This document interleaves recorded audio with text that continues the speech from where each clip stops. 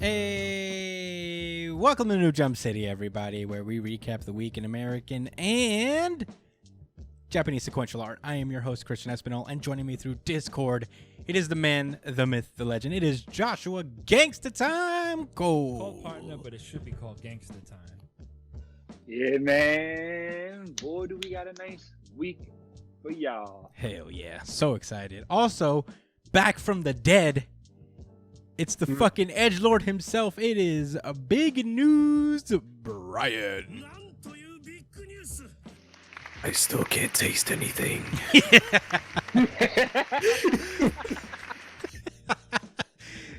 Well, R.I.P. Well, you got to give up something for health. It's good to be back all together as a unit, the squad. I'm so excited to get into today's show. We got a lot to talk about. Let's get into plugs right away. You can find me at the Chris Espinal on Twitter and Instagram. Joshua Cole, where can they find you? That's at JD Cole _37 on Instagram. Hell yeah. Brian? You can find me at b.esp on both Instagram and Twitter.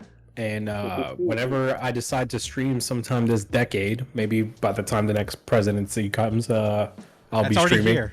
He just got an I meant the next one after this one. You know what I mean? My bad.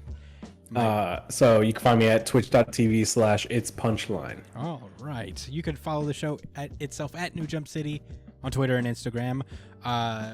Especially joining us on Twitter because we do a weekly RGC poll for the audience to choose. It is every Sunday, every day the chapter comes out, like a couple hours after.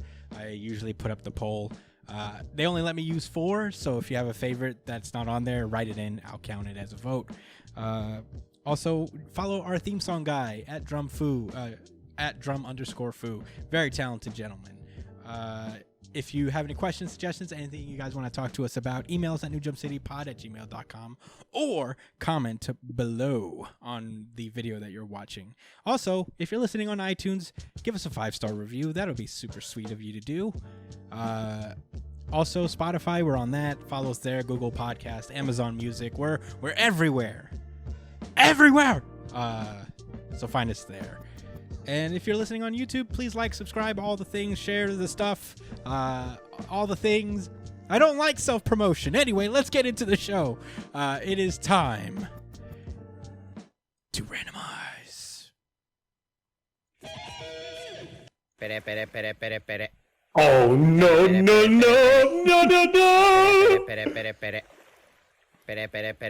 It's time, boy. Yeah.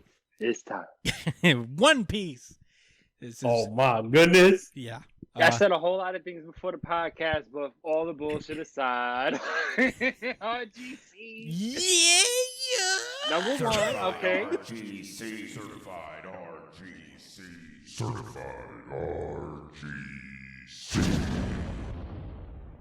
RGC. Not only that, it's also the audience voted RGC of the week. Certified RGC certified RGC certified RGC. All right. Well, if they're going to do it, then I'm going to do it too. Then, yeah, RGC. Certified RGC certified RGC. Just gonna drop it 3 times. Are we gonna have the match? What? Come on, Chris. Come on, I did. Chris. I gave it my RGC. It's my RGC. Certified RGC. Oh my God! Certified It's a new Jump City record. New Jump City record. Yeah, this is the Yo. first time Yo. ever since we started doing the RGCs that it has won a completely audience and co-hosts unified RGC. We do have to make it a unified RGC, a unanimous RGC sound. But until This then, is like a giga ultra unanimous RGC. This is harmonic convergence. RGC. by the way, I mean, for the people who watch these videos individually, RGC stands for really good chapter. It was voted on by the fans of the show that follow us on Twitter. Yeah, guys voted for One Piece. I think it won 40% of the vote when I last checked.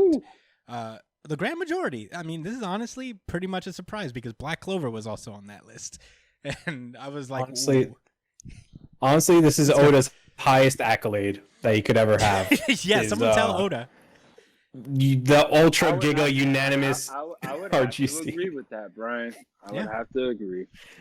I mean, that's what he's been doing, right? He's just been trying to get the Yeah. unified RGC this This entire time. He can retire now. for Yeah. that. He can retire now and be happy. He doesn't have anything else to work for, You got it, bro. You got it. So I wonder who's gonna be next. Let's get into this. Let's get into One Piece chapter 1001, Battle of Monsters on Onigashima. And man, this chapter doesn't lie. It starts off immediately where Kaido's just getting up and recovering from the punch he just took from Luffy. And he's like, this punch damaged me. And Luffy's face is just regular.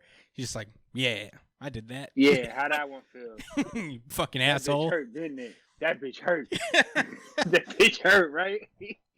Yeah. And everybody's like, whoa, that was crazy. Like, Well, that cookie on your forehead, nigga. Yeah. What you talking about? yeah, Zoro, Kid, fucking Killer, and Law are all like, shit, that was wild. Is that the new hockey? And as Kaido's getting up from getting knocked the fuck down, he starts to think is like, there are only a scant few capable of fighting me. And behind Luffy, he can see the vestiges of all the people who are like capable of taking him down. There's Rocks, there's Odin, there's Whitebeard, and there's Gold Roger himself and Shanks. And he's just like, how high will your ceiling go? And he Real decides, quick, what? there were a lot of people who were outraged that Garp wasn't there in the background. I You mean, can't fuck with him. That's why. Garp took down Rocks. God fans hold that L Garp took down Rocks. He should be able to take down Kaido. with help from all the other feds and ops. And No, their he sneaky, only had- sneaky ways. It was him. No, and he Roger. only had Roger. He only had Roger for that.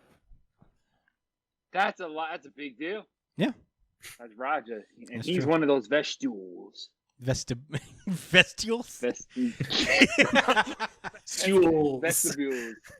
Vestibules. Listen, man, I'm real hype right now. I'm real hype. Yeah. A little belligerent, right? Yeah. So I guess Kaido decides to really put Luffy to the test, and then he recreates that Thunder Bagua experiment from before, where he just like hey Luffy, Thunder Bagua, and then Luffy, he still manages to get hit by it, but like it doesn't affect him as hard. But it bums him out because he's like, shit, I was reading the future and everything, and but he just kind of like barely dodged it. It looked like it just scathed him. And Kaido's kind of impressed. He's like, very good, boy. You won't let the same one hit you head on twice. And You didn't get hit by the GG machine. Right? The what? Oh, you didn't the get one hit by my time. GG club. It was pretty cool. You said, okay. I see we're going to have an actual scrap. Yeah, Big Mom comes down. She's not wasting any time. He's like, I'm gonna burn this guy alive with fucking which one is this one? I know there's like Neptune. No, this is not That's Prometheus. Prometheus, right? Prometheus, there you go. Yeah, she starts to bring down Prometheus, and then Zoro himself, he uses the Foxfire style and cuts Prometheus in half. Very Clean. cool. Like an onion. Yeah, and Luffy's like, "Whoa, that's Kidamon's technique," and it's like, "Yeah, I learned how to cut fire, boy." He said I stole it. Yeah, he stole it. I like that. He kept it real. Yeah, it's pretty cool. Said he didn't teach me shit. I watched him. Yeah, and Kaido's like trying to run up on him, but then Law basically like switches places, like with something, like warps him out of there. And then he immediately is like, Luffy, I just want to make one thing clear. I was already planning to move the samurai, but when you told me to do it right as I was doing it, it looked like I was following your orders. Which I like that they addressed, kind of, because I was last week I was like, Yo, yeah, we did check that. Yeah. we did. Yeah. last week is like, oh, I think That- Law really knows the real deal right now, but no, turns out that he was already doing it, and Luffy just said He's it. like, listen, he made a point. That is hilarious. Yeah, The I like. same way I just saved your ass now of my own will. Yeah, Kid is just like, is that right, Trafalgar Law? Are you Straw Hat's henchmen now? They're just like, they start just talking shit to each other as the warlords are out here trying to kill them. Oh my god. And oh my god, one of my favorite moments in One Piece, period, happens Yes. right now. So Big Mom just launches like a Prometheus attack called Heavily Bonbons, which are basically just fireballs. One of the emperors, by the way. Yeah, and these are soul fire. It's not just fucking fire. It's fire from the pits of her soul. So she just launches this fire out as they're arguing. And they're just like, okay, then whoever reacts to this first is the one to lose. So they're really going to test their toughness by the measure of a fucking emperor's fire. And as it's coming closer, everybody's like, yo, why would we do that? That's stupid. Shit like that is why you guys are so small time. And then Luffy's like, all right, I guess that's what makes you guys losers then. And then they just freeze up. They're like, you know what? We're taking you on. Fuck you, dude. Yeah, we'll do a fuck out of here. I'm going to be the last one. I ain't no bitch. And these 3 panels, sensational, top to bottom. Manga's very funny, and One Piece is very funny. Yeah, here's the deal. They're like this. As the fireball is like here to their fucking face, they're checking on each other to see who reacts first. Did anyone move yet? Yeah. And then they all 3 get hit with the fireball, and man, fate head on, like clean hit. One Piece is very funny. Manga in general is very funny, but very rarely does manga make me like laugh out loud. I laughed for like 3 solid minutes. This is so fucking funny to me. It's so rare to see Law like be goofy, take part in this kind of BS. I love this moment, top to bottom. One of my favorite moments in the series. All 1,000 chapters. I loved it. As they all get hit, Zoro's just flabbergasted. Like, what are you doing right now? And so he decides to take it up on himself. He's like, you know what? Don't get in my way. Hichikiri, Kazamo. And Kamazo. And Killer's kind of shocked. He's like, oh shit, you know who I am? He's like, yeah, I know you by your little laugh there. So wow, he's actually flying. That's actually insane. Yeah. We recorded that a long time ago. That was a drop from like episode 9 or some shit. Wow. It all came circling around. Mm-hmm. Yeah. So the both of them try. Oh, first of all, Killer's like starts dropping some spicy knowledge. It's like, if I had these cool Punisher claw things that I used, you would have been dead, Roronoa. And Zoro's like, the outcome would have been the same. Onigiri. He doesn't even. Zoro's like, shut the fuck up, punk ass. Basically, and they both like do the cool samurai thing with Kaido.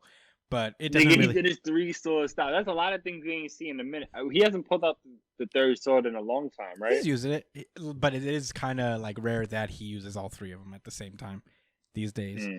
But it leaves like kind of just a dent on Kaido. It doesn't cut him at all, and he's like, whoa, well done. He's just hype. He's like, oh, I might be able to die now. I'm so excited. Sweet. The captains all get up, and they all just immediately break out their ultimate moves. Eustace Kid uses Punk Rotten. Luffy's in Gear 4 off the bat. Law does the room. And, man, 2-page spread of all 3 of them. Wow. Just approaching them.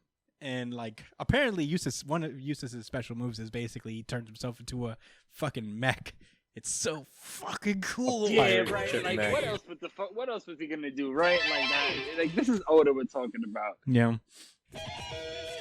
And this was really cool. Yeah. So they're all about to use their strongest attacks. Luffy hits him with the Kong gun. This guy Eustace hits him with the fucking Punk Vice, and then Law drops a bunch of fucking sharp, like, rubble on him. And you know, Big Mom's just out here vibing, like, ha ha ha, you think that's enough to beat us? And then Kaido comes up in his full dragon form as the chapter ends on a 2-page spread. Everybody's still in their final forms, facing up against the emperors and their scariest incarnations. Man, so fucking cool. That was nuts. Yeah, obviously, a very, very fun chapter of One Piece to read. It kind of has, like, all that you want out of One Piece is just this fun action, funny stuff, you know, cool moments between characters talking shit. Yeah. It's fucking quintessential One Piece. We love it. Man, you know what else is quintessential One Piece, though? The potential's limitless. Yeah. Well, what's quintessential One Piece, Brian? One Piece is on break next week. Oh. Quintessential One Piece. Oh. I don't have a sound sad enough right now because the soundboard got wiped clean, but I guess I'll use this one. Oh man. What Like it happens. I know it happens, but it still always just tugs my, just, yeah. just random audience. I'll tell you this. I Hold that. Take I that. knew that. I knew coming in that it's off next week, but then like getting sucked into the fun of this chapter, I forgot. And then Brian had to break our goddamn heart with his goddamn news. God damn you, Brian. But great chapter of One Piece. I mean, I don't know how much else I could say. It was just so much fun. You guys ready to move on? Yeah, of course. One Piece is great as always. It's time to randomize. King in Black. I forgot that sound. Wow. This is King in Black number 3. I'm glad to get like an actual little issue of King in Black. It starts off, Eddie Brock has just been deaded, and everybody's sad. Everybody on the outside is losing to the Null forces. And apparently Reed got this drive given to him by this dude named Wraith. I think I know this guy. Isn't he one of like the good symbiote folks? I don't know. But he gave them something in the tie-in that would help them, what they're doing. So first things first, they got to like transport and protect Dylan, and that's kind of the mission here. They'll escort them to Wolverine and Spider-Man are tasked to escort Dylan out and protect him at all costs, so they could do stuff, I guess. And they do so. Spider-Man and Wolverine start fucking shit up in New York. They bring Dylan with them, and Dylan's pretty capable himself. He starts to display his symbiote controlling powers and frees Captain America from his thing, and takes his shield too. Pretty cool moment. And at that moment, it's like a rite of passage for young heroes, right? Yeah. Captain America's shield. Yeah. So at that moment, Null starts to feel pain himself because Dylan is more connected to the symbiotes than anybody. So any damage he in particular does to the symbiotes, Null feels to a degree.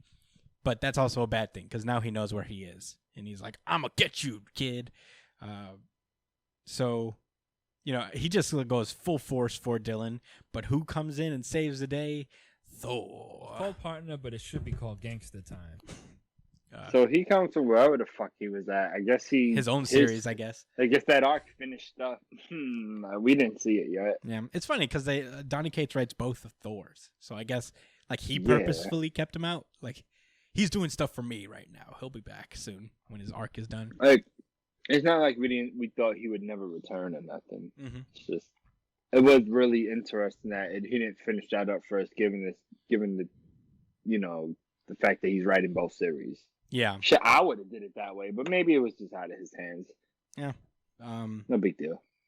So Thor starts like fighting with Null, and Null just kind of beats him real fast. He's just like catches an attitude. Yeah, he's like, you thought you could beat me, you dumb fucking thunder god. You never really beat anybody up top when you show up all cool and shit.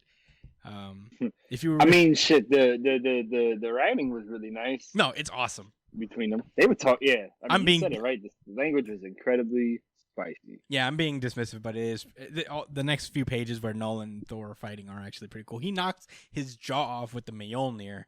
Yeah. Oh, when he really gets mad. Oh shit! Yeah, just clean knocked his jaw off. It doesn't really like work. He's just like, "Ow, you bitch!" And that's when he's like, you know what? Fuck this. I'm not playing this game anymore. And he awakens the Celestials. And everyone's like, oh, no. We're fucked. And that's when Null just, like, sprouts a symbiote sword from his back and stabs Thor in his back. And all seems to be lost. But then Iron Man Tony Stark comes through, riding a symbiote dragon that he took over with his Extremis armor. It's pretty cool. Last we saw him, he was fighting Santa Claus, but that's all right. Sure. It would have been cool to see Yeah. this happen in his tie-in with Doctor Doom, but okay. I guess we really needed to have him fight Santa Claus for a minute.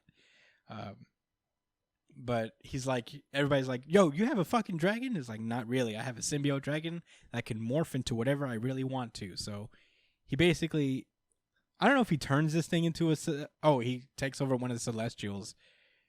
And then he just starts fighting the other Celestials with this Celestial. Pretty cool. Iron Man has the Celestial armor now. Yeah, that shit is pretty wild. Yeah. But you know, That solves that issue, but Thor's still kind of like dying. yeah, So, he's like, I know ow! he's Why would you do this to me? You write me too. Bro, he tells him, I really, really appreciate the fact that he brings up the fact that, yeah, I know you fought the All Black before. He didn't mention Gore or nothing like that, but I guess he is so Yeah. with them. It's like, why? He just says, I know somebody was using my shit, and you it was really hard for you to win, Yeah. wasn't it? You had to go like back in time and forward in time in order to fucking take him down. It's not And easy. guess what? You can't get that weird again. You're not that creative. And neither is this author. Yeah. So you're gonna lose this one, buddy, and they're gonna have to have another way to win. Yeah. I like that. He didn't say that word for word, but take our word for it. That was essentially what was said. Yeah, that's how we wrote it. That's how we wrote it written. King of Black #3. But then all seems lost for a second, but it turns out someone has come to save the day. It is the Black Silver Surfer. Not like a different Silver Surfer. It's the that's Silver Surfer. African American. The actual Silver Surfer Yeah. that is now black, In as in color and title. yeah. No, I mean, Not- I think he's still the Silver Surfer, but he's just black now. I don't know. you know more than me, bro. I'm gonna just stop. Dog, where I'm just trying to remember why. I remember he I showed feel like up. it's getting worse with each sentence. He caught him. He explained what happened to him in the Thor run. We don't remember that, so we'll just have to accept I it don't. on face value. This is what he is now. I mean, his board is silver. Yeah. He's surfing on silver. He's not the silver surfer. Yeah. Like the guy that's silver who surfs. His board is silver, so that's what really. Yeah. He's I guess he's a silver surfboarder. Would that be better? No, he's a surfboarder on a silver surfboard. That seems a little much. But that's if anyway. you really want to get accurate, Yeah. that's the way you got to address them. It's. I mean, Well, on these next pages, they show probably some of the coolest variant art I've ever seen yeah. in my entire life, I didn't even. and I know don't that. know where this was at before. I mean, I don't know these why are they only waited for like. so long to show us. Yeah. Yeah, these are cool. I mean, it's basically every cover is a nullified version of the Marvel heroes, which is pretty sick. Daredevil's is pretty scary. I'm like, aren't you in jail? Is he gonna leave jail for this? Not there. Maybe this was right before jail. Because there is a Daredevil. Like the next Daredevil issue is a tie-in to this, so I wonder if he's gonna have to leave jail. But anyway, that was Daredevil. I mean, not Daredevil. That was King in Black. Still great art. Awesome. Having Thor fight things, always cool. Can't hate on it. It's just like a big fun. This is like what I feel like what metal wanted to be. Is just like a real metal, like violent story, and it just took too long to get to. But I appreciate it. That's all I gotta say about it. You guys ready to move on? Yeah. All right, it is time. Dynamite. Rocket to punch!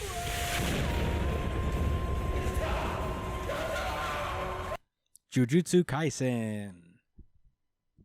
This is Jujutsu Kaisen chapter 135, the Shibuya Incident Part 2. Last we left off, Choso showed up to defend Itadori. I read up on that just so I can understand what was happening there. Apparently, in their last debacle, their last fight, Choso became kind of confused as to like Itadori and his memories got warped. So for whatever reason, he started to believe that Itadori was one of his brothers.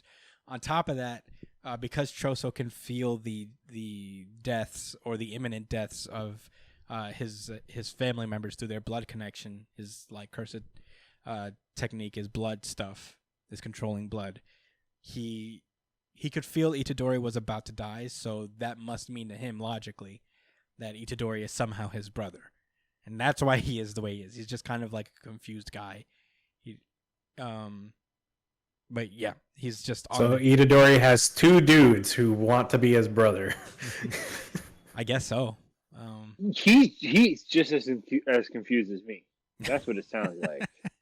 Yeah. Because I mean... I'm just thinking, why? What?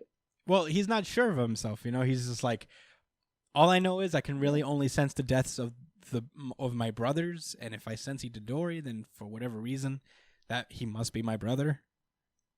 So yeah, they need to address that later on, because I expect more from this series. Yeah. Or rather, they've set the standards so high, you know, for explanations and shit. Yes, yeah. for explanations. Yes, thank you, Ryan.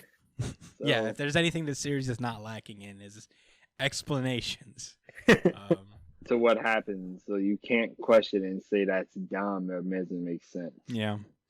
But anyway, battle. He starts fighting with this ice lady. The blood stuff is actually really fast, even for her, where she's like, shit, this is tough. Yeah, this guy's straight out of Dead Man Wonderland. Yeah, he's just out here doing cool shit, fighting with Geto. Geto is just like, bitch, you can't get close to me yet. He said, don't push yourself. You must be tired. And he's like, so what? Is that any reason to not put my life on the line for my little brother? Panda Man is just as confused as Josh is. Is like, wait, what? Are you related? And He said, I'm just asking, but...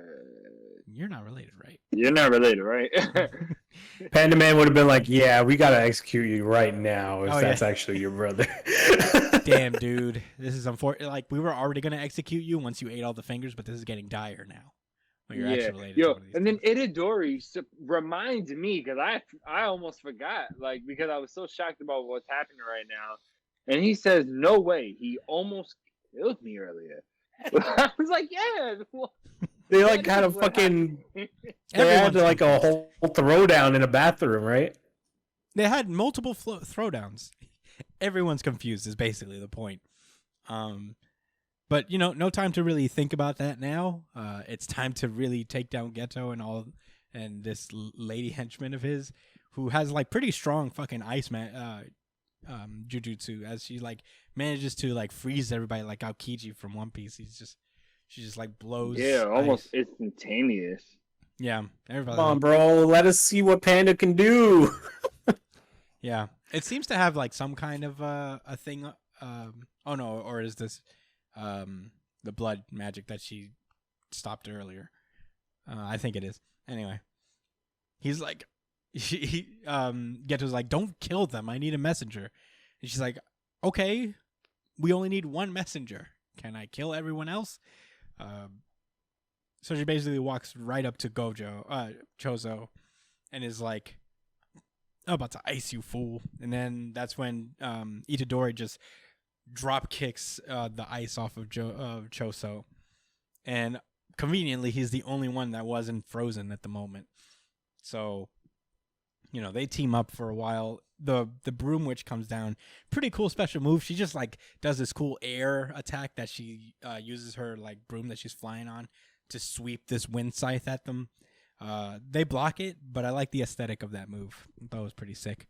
That's going to look really cool animated. I feel like we say this. You say this at least once every time we cover Jujutsu Kaisen, where it's like, man, that's going to look cool in the anime. It's literally always you. You're always someone to be like, yeah, this would really look cool in the anime. And it would. Come on, you tell me you didn't think of that? I know. I'm not saying it all the time. I agree. But, yeah, in any case, they just stop it. And she does the ice formation. And she's like, I'm sick of this shit. I'm killing all of you except for Itadori. And then she proceeds to drop, like, ice spikes down on Itadori, and I'm like, you're supposed to leave him alive, right? You're not supposed to murder this guy. But they are saved once again by this girl named Yuki Tsukumo, who I remember. She's the guy. She's the chick that's into her brother, right? Or no? She's the chick. Or is that another person? She's the lady who trained Toto, and she shows up in the flashback of Gojo and Geto, and there's not much. Kind of puts the battery in his back. Basically, I don't want to say that, but well, they both have the same goal. He interpreted it a certain way.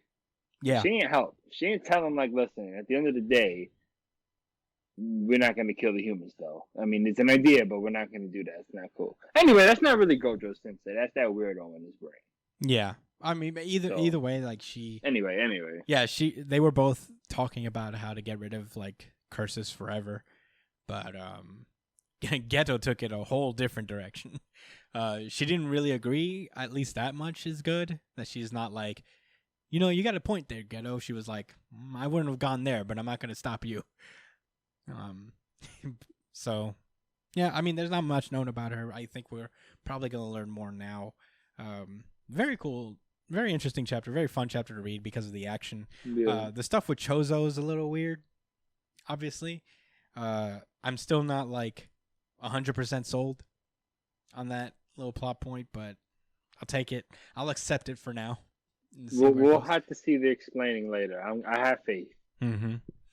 But in any case, it is time to randomize. He said, "Is this ice, dickhead? Is it cold?" Avengers. This is Avengers number 41. Enter the Phoenix Part 2. Last we left off in this arc, the various random characters across the Marvel universe have been assembled by the Phoenix Force to fight in, I guess, like a battle royale tournament thing to decide who will be the new host for the Phoenix. Not exactly a battle royale. I mean, these are one-offs. Yeah, but they happen I'm like really at the same getting time. The vibe. I think. I guess, but it's like a bracket style where there's multiple matches at once, right? Yeah. But there's no actual bracket. They're just eventually they're dwindling each other out. Yeah. Because Black Panther eventually goes into fighting him. We'll get to that later. But I do want to say this. I feel like who was that? Jason Aaron doing this? Yeah. Right.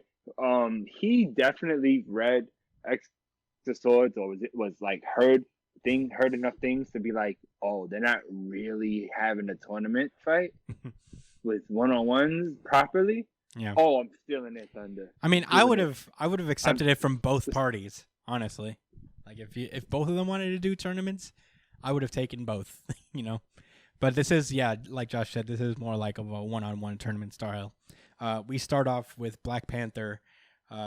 He's in front of this tree thing in Wakanda, and his opponent Man-Thing comes through, and they start fighting because that's just kind of how it has to be. They have to fight each other in order, and whoever wins gets like more vestiges of the Phoenix Force. By touching the Man-Thing, Black Panther starts to absorb it within himself, and he goes, "Forgive me for my wrongs, I've just begun," and starts fighting Man-Thing. That battle like continues. He first of all, it looks like he smokes him in one panel, and he wins, and he returns to this like purgatory-esque space where the other heroes are waiting, and is like, "Shit, man, did you kill the Man-Thing?" He's like, "He'll grow back." I'm like, "That's mean. That's mean, T'Challa." That's very mean, and everybody's like, "Yeah, is this gonna keep happening? Because I don't really want to fight Moon Girl. She's like 7 years old. I don't really want to fight against a full ass child." Good point. Yeah, I mean, she's got a dinosaur with her. That's basically Moon Girl's thing, is that she's like incredibly intelligent, but she also has this giant dinosaur to be the muscle. But yeah, Wolverine's like, this place is supposed to be for the Phoenix wielders, and if you guys are gonna join them, I'm gonna beat you guys up. And everybody's like, "Calm down, Wolverine. There's a little girl here. Nobody wants to be part of your dumb little demon club." Namor is just like out here looking for the smoke immediately. He's like, "Who am I fighting? You? How about you, Shang-Chi, who's doing yoga peacefully by himself?"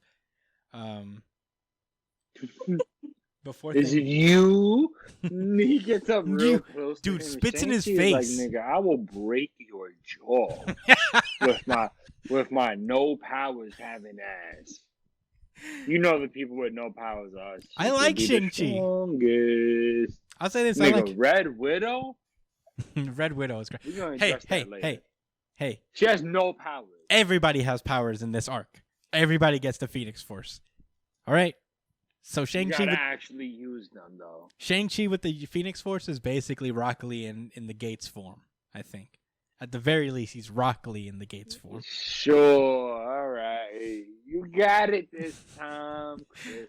Finally. One for the powerless, folks. I will chill.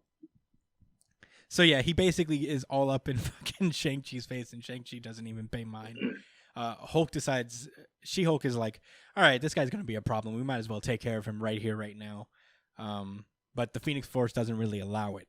And it chooses the next couple of folks to go head-to-head, which is Luke Cage and also the American Eagle, who I'm not really sure who he is. He's pretty, I guess he's a super obscure hero.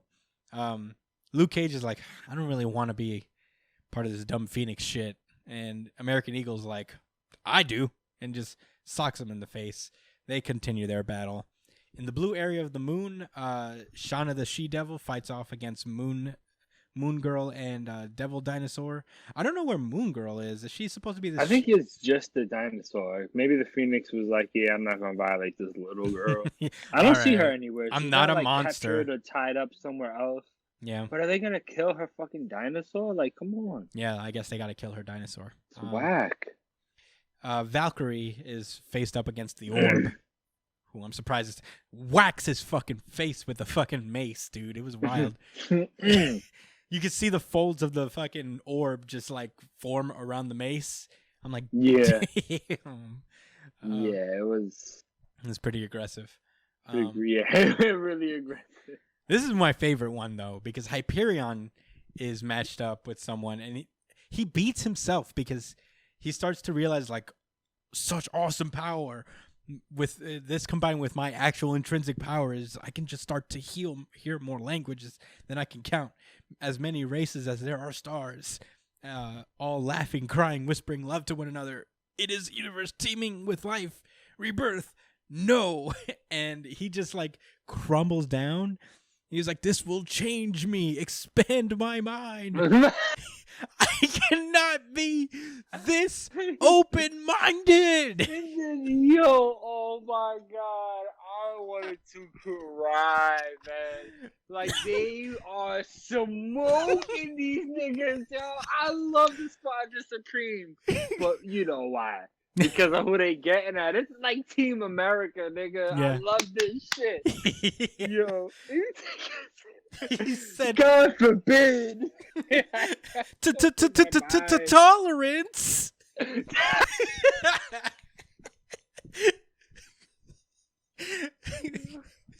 Oh, and who is he matched up against but Shang-Chi, who's still fucking chilling in his Zen Looks pose. like the yellow Power Ranger, but he is chilling. He said, and basically he explains that Shang-Chi is a master of many martial arts, including the art of fighting without fighting. And I'm like, all right, but yeah. So essentially, Jackie Chan beat Superman. Yeah. By meditating, you know. I mean, anyways, I don't hate it. Honestly, if Shang-Chi ended up with the Phoenix Force, I think that'd be pretty fucking cool. I wouldn't mind it. Then we cut over to Josh's favorite character, the Red Widow. Yeah. He shows up. She shows up, and she's like, "That's not your favorite, but that's in your top 5." Nah, she's a villain, dude. I would never. She is paired up with Howard the Duck, who also has the Phoenix Force, and I think like it's played for laughs because he immediately gets fucking rocked, and I'm like, man, I wish they had kept Howard the Duck around. I think like that could have been more interesting. But yeah, she fucking solos and defeats easily the Howard the Duck with Phoenix Force powers. And I can't believe it. Who can actually beat Howard the Duck? Like, this is some bullshit. With Phoenix Force powers? Yeah. Come on. It makes it basically a fair fight regardless. So you might as well not have powers and has the best physical ability, which of course, Red Widow and Black Widow and the bow and arrow guys. And change anyway. This is Josh's worst nightmare is no power people being included in such This a is very really bad. massive thing. Because they keep winning. So Red Widow emerges from her clear and easy victory against the Howard the Duck, and Black Panther's just chilling, but then he gets approached by the original wielder of the Phoenix Force, the 1 million BC Phoenix Force, and she's just talking to him like, "You could end this. I've been talking to the Phoenix, and it says it wants you, man. So give yourself to her to burn the name of Wakanda across the stars." And Black Panther's like, you need to back the fuck up first of all. I'm gonna do this, but I'm gonna use it my way. I'm not gonna fucking play the Phoenix's game. So he gets teleported to his next match, and it turns out it is what's his name? Nighthawk? Batman. Yeah, the Squadron Supreme's Batman equivalent. And this is kind of like okay, but apparently Nighthawk was originally the ambassador to America for Wakanda. His name is Kyle Richmond, and it turns out he was working for T'Challa and betrayed them the entire time. So I guess. Yeah, man, they was talking a lot of shit to each other. I thought this was actually really funny. Yeah, they just go into a fucking debate all of a sudden as they're morphing into their Phoenix forms. It's a big political debate over how they should handle like the safety of Wakanda. And he's like, "Why did you betray us for America?" And he's like, "Man, Wakanda's not ready. You're not the one to keep Wakanda safe. I'm trying to do that already. I've already had your elementary schools classified as centers for cyber terrorism." And I'm like, "Damn, he's out here." So they start their battle. And meanwhile, we cut over to Underwater, where we learn, I don't know, I've never heard of this character, but she looks kind of cool with the Phoenix Force attached to her, and I like the Tonfas as weapons. Her name is Maya Lopez, aka Echo, and she has the ability to echo any fighting style she's ever seen. And she's going up against Namor, who has experience. Isn't that just Taskmaster? Yes. Who's Taskmaster? Yeah. Master? In theory, Taskmaster has the ability. Kinda, yeah. Yeah. Well, thanks for blowing that up, Wow. Brian. Holy shit! Yeah, Isn't she that just is- Taskmaster? I've never heard of her before either. Yeah. Well, she's going Yeah, up she against ain't Namor. gonna- Yeah, she Namor, fighting against who- Namor. He's so thirsty for Yeah. this too. Yeah, he's been waiting, and he already has Phoenix Force experience in Avengers versus X-Men. He already was possessed by it before, so he's out here, and that's where that issue ends. It was a fun issue. A lot of I was on Facebook one day, and then like a Facebook ad appeared to me, like an article. Apparently, a lot of people hate this run of Avengers, and also this arc. It's okay. In this arc in particular, I mean, I don't super disagree. I mean, I get it because the first few arcs have been boring, I guess, and it's been pretty hit or miss. But I think this Phoenix Force stuff is fun, especially I'm enjoying the art as like a fun tournament style. This is the closest thing we're ever gonna get to a shonen tournament arc in American comics, I think. So I'm not very picky. But it's fun enough. Do you have any thoughts, Josh? Josh? No? All right. Then it is time to randomize. なんというビッグニュース Boruto. This is Boruto chapter 54. Bro. Last Bro. What? Bro. Last we left off, Boruto became a fucking possessed by Momoshiki, stabbed Sasuke right in the eye, who's taking it pretty well. He's like, Yeah, he's not even like Uchiha are used to this. He's not even holding it. Uchiha are used to this. yeah. To be fair, he's also, You know Uchihas can get their eyes just snatched out like easy. Yeah. Like there's a fucking outlet Yeah, in the makes back of that- their head. Yeah. This Never isn't know. Sasuke's first rodeo, Yeah. I mean, he got pretty brutally stabbed in his eye. I'm not gonna lie. To see him Yeah, so chill. kunais are big. It wasn't a little like scalpel or something, like Yeah. medical. And everybody's like, shit. Dirty ass kunai. Yeah. Highly rusty. Oh man, it's got COVID on it for sure, dude. Yeah. All right, we can all agree that his eye's fucked up forever. Yeah. Okay. So Nice. Boruto's like, it feels nice to be free again. So we get little like interlaced flashbacks of Kawaki remembering that Boruto was the one who was like, yo, we should get this fucking curse mark off you. It stinks. So he's not going to give up on him either. And Kawaki immediately, he's like, I know you're in there. Don't let him control you. And Momoshiki's like, he's already not responding. Like, I have his body. And Kawaki just immediately is like, shut up, White Eye. And I'm like, all right, racist. That sounds crazy, but he's like, stay out of this. And they start to scrap. Momoshiki is like not doing his thing. He's avoiding all his attacks, doing cool shit. He just like descends upon him with a kunai knife, but it doesn't seem to pierce Kawaki. And that is pretty cool for him because, like, oh, cool. We should still be able to do the thing we've always wanted to do. Sasuke kicks the shit out of Momoshiki, which I'm like, why didn't you just stab him? But that's cool. You could just approach him like that. I guess he doesn't really want to kill Boruto. Fair point. Duh. I forgot. I forgot that Boruto's still in there. So yeah, he's like kicked 20 yards north, and everybody's like, "What did you mean by you should be able to do it still?" And Momoshiki just explains, like, "Oh yeah, even though you don't have the karma anymore, the data that was already downloaded into you is still in your body permanently. So just like with Boruto, I'll be able to use your fucking body to summon a 10 tails and create a chakra fruit.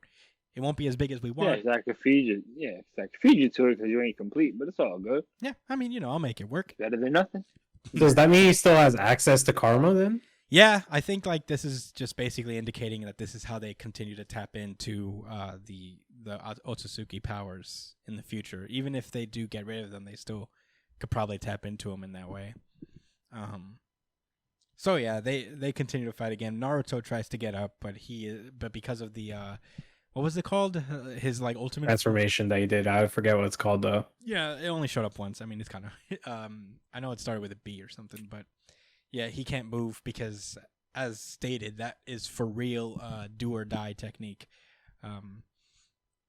So the battle gets pretty cool. They exchange battle. Sasuke gets into the mix and shocks him with Chidori sword for a minute.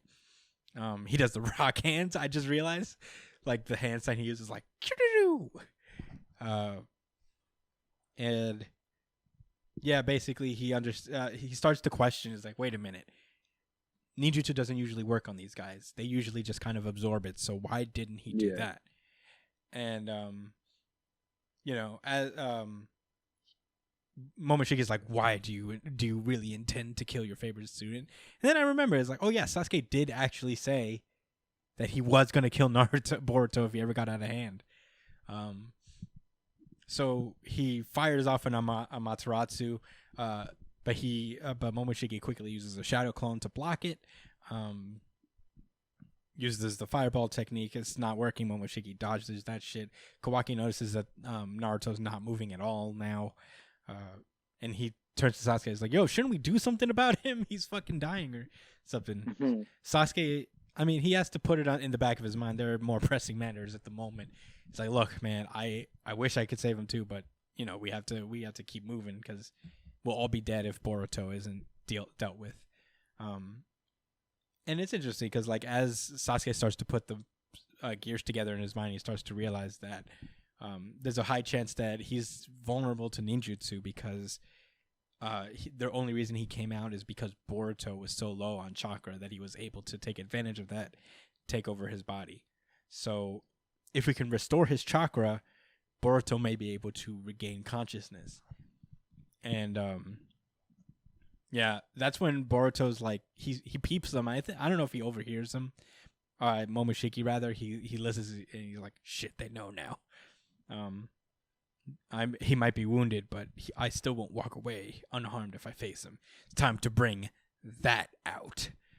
And real quick, actually, yeah, about his eye, like his Sharingan. Like, doesn't it only bleed when it's going blind, or is that not a thing? I think that's just like an edgelord effect of Sasuke's. No, yeah, I do remember when like Itachi was going blind. Yeah, it bled and too. he was, and that was, I guess, because of the excessive use of it. But Sasuke also has like the perfect eyes now. Like they're not. Oh, so these aren't gonna go blind? Yeah. Yeah, I guess. Yeah. Okay. I mean, honestly, people in Plus, the comments. it's the Sharingan, bro. At the end of the day, they could make a new rule next chapter. And would you be surprised? Yeah. Honestly, people in the comments have been really good but- about letting us know when we misrepresent things in Naruto in particular. So if you guys know out there, please comment below. I believe someone mentioned that apparently like there's buildings that Byakugan can't see through. So that's why people buy that the smoke bomb he won't be able to see through that. And I'm like, still lame, but okay. I guess if he established it early, it doesn't make it any less lame. But I guess it's a canonical lame. No, it's ninja technology. I get it. I'm not mad. I'm It mad. is. That's what it is, bro. It's ninja technology. That's the whole point. I'm mad. I want the Byakugan to be broken too. It's not fair anymore. I feel you. Me too. You know, me too. But anyway, that thing that Momoshiki was talking about was actually the vanishing Rasengan. He can use it too, and he just smashes fucking Sasuke with it. It doesn't kill him, but it does pretty effective damage against his vitals. To be honest, I thought that Sasuke got fucking like crushed into another dimension or some shit when I first saw that. I thought he did like a portal like they do. You know how like they like Kamui? Yeah, something like that. I thought that he was getting like his organs twisted in the inside. I'm like, damn. I'm like, oh well, Sasuke's done. Unlucky. Like, oh my god, he's dead. That's what went through my mind. Like, yo, it's over. It's over. Yeah. Like, son, that was that. Like, that was something crazy. Yeah. It was time. Yeah, but luckily Momoshiki came by and it was like, don't worry, he's fine. I just really fucked him up. Is all.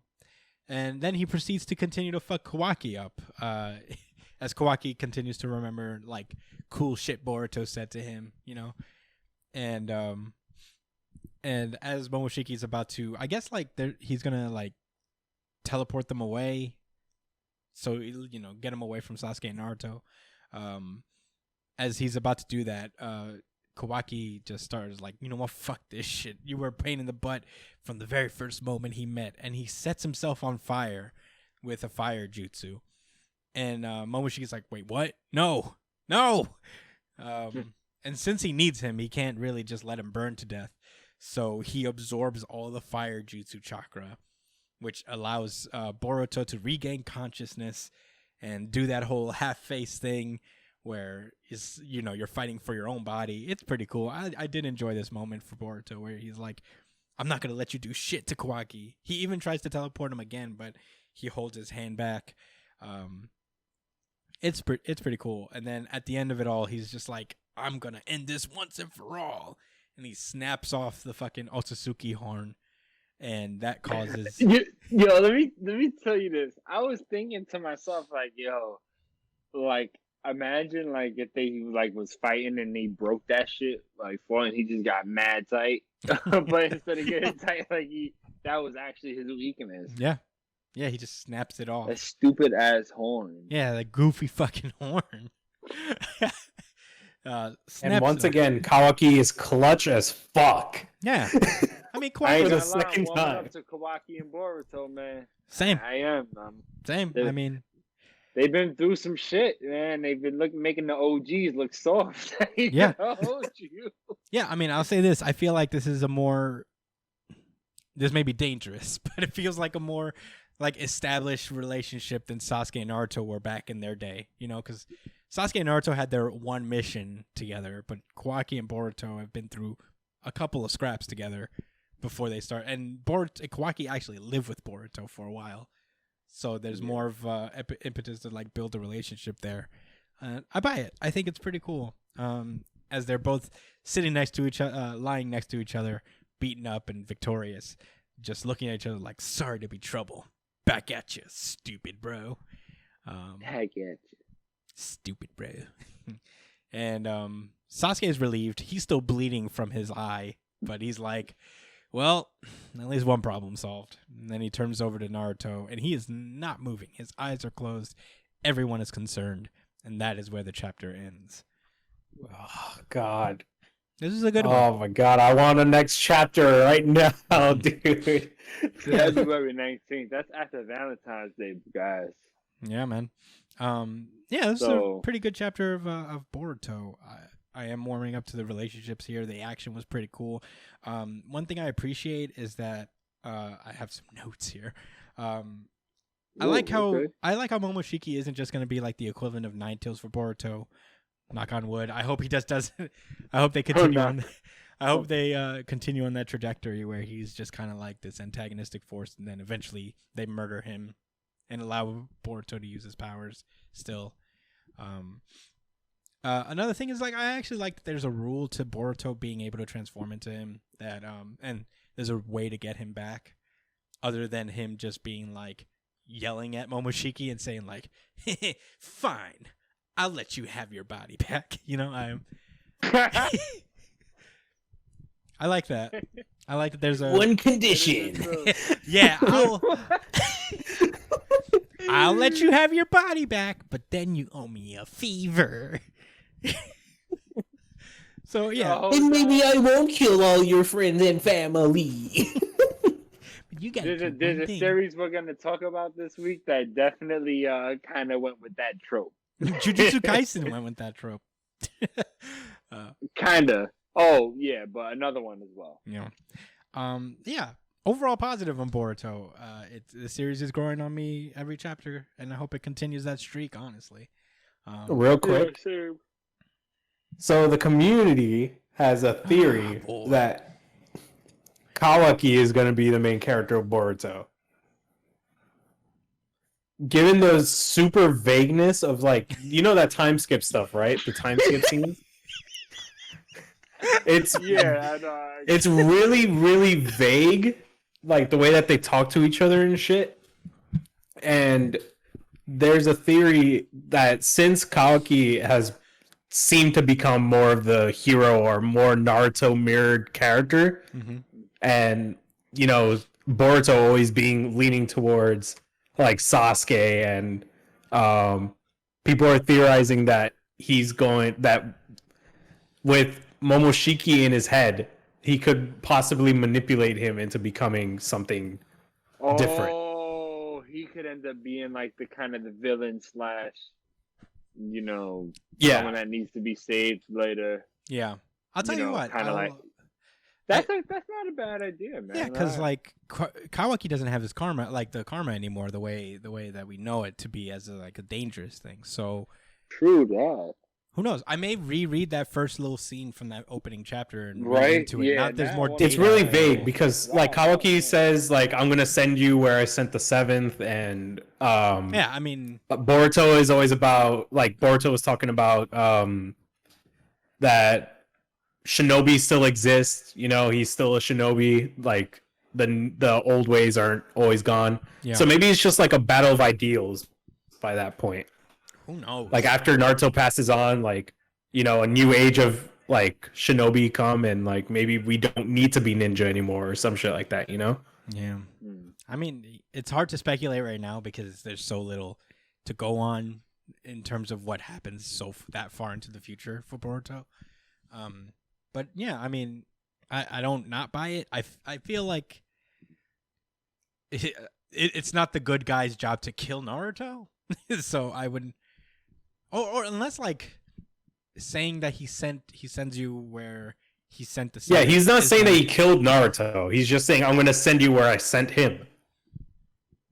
Yeah, or implying that maybe he sent him to a place where he can get help. Yeah, something like that. Oh man, that would be a hell of a twist if Boruto turns out to be the bad guy the whole time. That would be dope. That would actually be really cool. But then again, whenever I have high hopes about something like that, it ends up falling flat anyway. Oh yeah, I know what you're talking about. But we'll get to it when we get to it. In any case, I think that's all I got to say about Boruto. Pretty good chapter overall. I quite enjoyed it. Ready to move on, boys? Then let us randomize. Cable over the Xbox, but Cable. Cable's finally here. I feel like this was supposed to be here like a month ago, but for whatever reason it was delayed. This is Cable number 7. It has nothing to do with King in Black, despite the fact that he himself is symbiotized in that story, but that's fine. I didn't mind it. It starts off kind of like right after Ten of Swords. A bunch of mutants have gathered to kind of like remember Gorgon, who died in Ten of Swords. They lay his swords on this hill near the beach in a tribute, and Cable's just standing there thinking, "It's like, man, this stinks. I miss Gorgon, dude, but I have to go to work. There are still dozens of kidnapped mutant babies out there. I have to get back to my story, so I'm going." And he's about to step through a Krakoan portal. Last we left off with Cable in general story is that he was investigating the this cult that worships mutants for kidnapping a bunch of mutant babies from the mutants that are still not on Krakoa, or who have, for whatever reason, decided to stay off of it. So he and Rachel Summers, his sister from a parallel universe, but now just kind of his sister, walk through the portal, which is funny. Now that I'm thinking about it, the merging of both of these realities in Rachel and Cable that aren't necessarily supposed to be part of this timeline is interesting. But anyway, yeah, they walk through the portal. They come up against these Philadelphia detectives who are also on the case, and they basically school them on mutant taking down bad guys. Or like, yeah, we don't believe you guys are gonna magically solve the crime. And then Rachel Summers is like, "Oh, cool. Let me just scan the minds of folks and found them." They walk up to the house and just like that. They walk up to the house and the cops are like, "Yo, we should get a warrant before we do anything." And no, thank you. Cable just runs directly into them, and they start telepathically taking down all these weirdo cult members. And they save 5 babies out of the dozens that are kidnapped, which is pretty nice. And he looks into the mind of one of the cult guys, and it turns out the big bad behind all of this is a mutant called Strife, I believe. Yes. Do you know about Strife? No. Do you know about Strife? Vaguely. I know enough at least to say that is it's basically Cable. But is it like a clone of Cable? Oh. From the future or something like that. I see Brian's already on it. Brian's already on the case. Oh, Brian. Please, thank you. Producer Brian, acting like a producer. I was so excited. Yeah, he's a clone Cable. He has all of his powers and everything? He's just a Cable that looks like more of a douchebag. And he has telepathy and shit. Yeah, I guess that's Cable then. Because Cable has telepathy. Oh, he's an Omega level clone of Cable. Damn. Wow. He's got a doofy looking helmet, dude. But anyway, yeah, I mean, now they know who's behind the whole thing. The Cult of X guy, he just bites into a cyanide pill and kills himself. I'm like, why didn't you do that before he searched your memory? But that's cool. Here, take what you want, and then I'm gonna dip. Bye. Well, I couldn't stop you there, but whatever. Dead. I'm not getting in trouble for this. So yeah. Yeah, see? Yeah, see? Cyanide, see? Yeah. So the day is saved. They basically go back home to the Summers house where they're about to have a wholesome family dinner. Like they're not all in a polygamous house, I guess. But this is one of the things that about Cable that I'm weirdly enjoying is how like wholesome the Summers family is right now. Yeah, that is really cool. Seeing how like all of them interact with each other. Yeah, because Scott Summers is not very familiar with the concept of overall happiness, so it's good to have some in his life, like stability. Where people he loves aren't constantly dying on him. And he gives kind of some sage advice. Cyclops gives some sage advice to his son. And it's like, I know you're upset, and I admire you for taking an interest in the case. I know why it's personal, but you had your sister return. You and your sister returned a bunch of kids. You did a good thing, you know. We've seen tons of battles in our time, you know, but you know, you guys are doing all right. Sometimes the best move is to not make a move until your luck changes, and that kind of gives Cable an idea, and he's like, I'm not gonna do that, so I'm out of here. And apparently Cable just went straight to the X-Force offices and asked for data on all files about Strife. And in this like informational page, Sage notes that she would usually give him the data he's asking for, but so many of the files are restricted because they are filled with future events, knowledge of future events, and because most files with Apocalypse's former activities remain classified, which is weird. But yeah, she's basically former activities, even though they happened in the future. Yeah, kinda. I yeah, guess. Weird stuff. Yeah, it's weird time things, and Cable. That's pretty synonymous with Cable. Mario would know. Yeah. So basically, she's like, I know we're not supposed to do this, but can we make an exception for Cable, because I don't think he's gonna dig into anything that's actually super dangerous. I think he just kind of wants strife. So, you know, she's basically appealing to Beast, and Beast is a dickhead, so he's probably not gonna do anything about it. Beast is a real jerk these days. And we get this little after credits scene where Cable is sitting at a bar and kind of explaining the situation. And it turns out, and he's explaining to somebody, and it's a very familiar face to him. He's recruiting Domino for help. And they have kind of like a history with his adult self. Yeah, his adult self does. Yeah, they were actually romantically involved, right? Mm-hmm. In the past. And he's like, I know this might be weird because I'm like 18 or something, but will you help me out? Is it too weird? And she's like, well, things are weird all the time between us. It's never stopped us before. And yeah, Domino and Cable adventure. Pretty sweet. I don't have too much history reading their stuff together, but I know like it's cool that they're together. I'm excited. Cable is like a fun little book. I'm enjoying here and there. The next of the X books. Oh wait, unless you wanted to say anything, Josh, before we moved. I'm ready to move on. All right, the next of the X books is X-Force, which I thought like it felt like that was we got an X-Force like last time, and we just have a new X-Force already. But last we left off, there's this creature out there that's zombifying basically these like anything that lives in the waters of Krakoa. The X-Force has been tasked with kind of just cleaning up the garbage. They pretty much took care of the problem, but now they're just trying to figure out what exactly it is.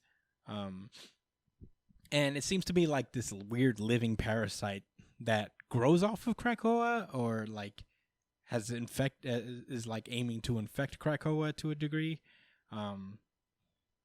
It's real weird. It looks a lot like a symbiote, honestly, because it's this little black sludge. But it's underwater, and so they send Kid Omega, Quentin, Wolverine, and Forge down in the cool new water suits that Forge built, and a magnesium flamethrower that even burns underwater. Pretty cool. Down to the depths, and before they go, one of the cuckoos approaches Quentin and is like, "Hey, can you not die this time?" Because I think Quentin Quire has died on every single one of the X-Force missions up to this point. So they're like, "Please don't die this time," and they go down to the depths.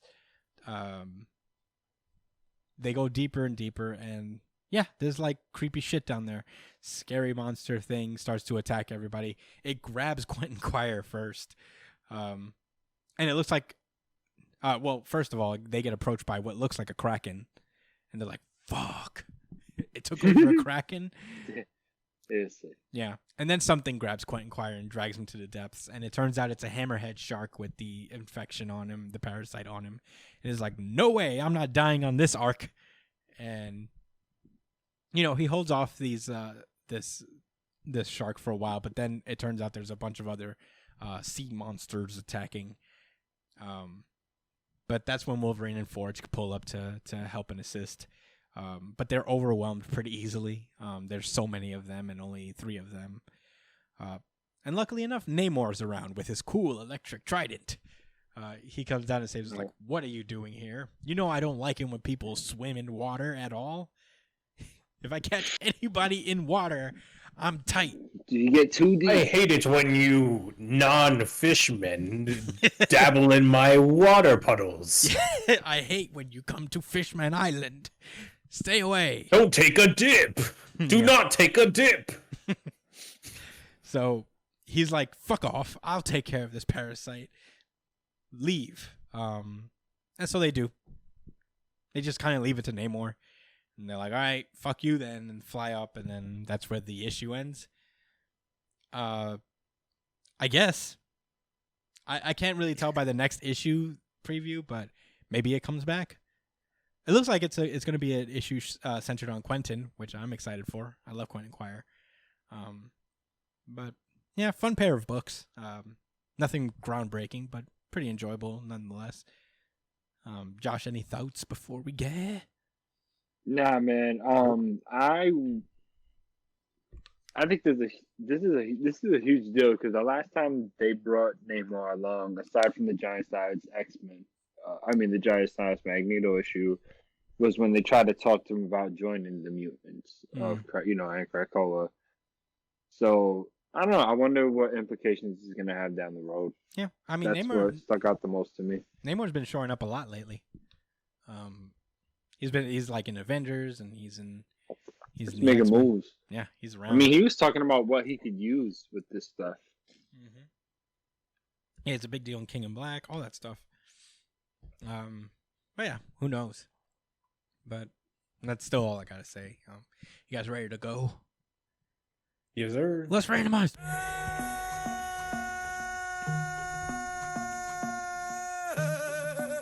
Undead Unluck. Oh shit, Brian! The new series that we're You're on picking the up. hot seat now. Yeah, we did a series live reviews. and direct on this podcast. We are about to find out how much work you did. Yeah, we picked this up. We did a whole episode review that Brian was not present for. So, Brian, you caught up to Undead Unluck, yes? Yeah. You at least know some stuff. Okay. Some pointers. Okay. What do you think about it, Brian? We didn't get your 2 cents about it. No, yeah, all bullshit aside, just like, I think I really, you have in the series. dude, I fucking love the creativity for the abilities in this series. It's just so fucking fun. Like the fight scenes and all that shit is just so fucking fun to watch. Mm-hmm. The beginning is a little like, a little too much. Like the dude is like overtly fucking weird about shit. Yeah, sexual harassing. Yeah, exactly. Like shit like that was like, oh, you're too weird, dude. Stop being a freak. But it gets better, and the I guess the plot of it is really fucking interesting the way they go about it. I like the power system. I like, how they're called negators because they're like fucking they're just what is it? Like they're not they go against reality, right? That's basically. Yeah, they cancel out like the quote unquote rules of nature, which really go from something abstract to something very concrete and real because you find out that their world essentially is like fake. Yeah. So it is like a storybook with rules. So it went from something like, oh, that's cool to like, oh wow, all right. So not only is this super creative, it's not hard to wrap your mind around at this point. Like it's solid. Yeah. I like it a lot too. That's probably my favorite part about the series. And the main character kind of looks like Smoker, but on crack. It's funny, like when they did that whole 2-page spread where all the artists really smoking. Yeah. What the fuck are you smoking, Smoker? Yeah, when they did the 2-page spread of all the artists drawing different One Piece characters, Undead Unluck guy drew Smoker. So I think you're right on that.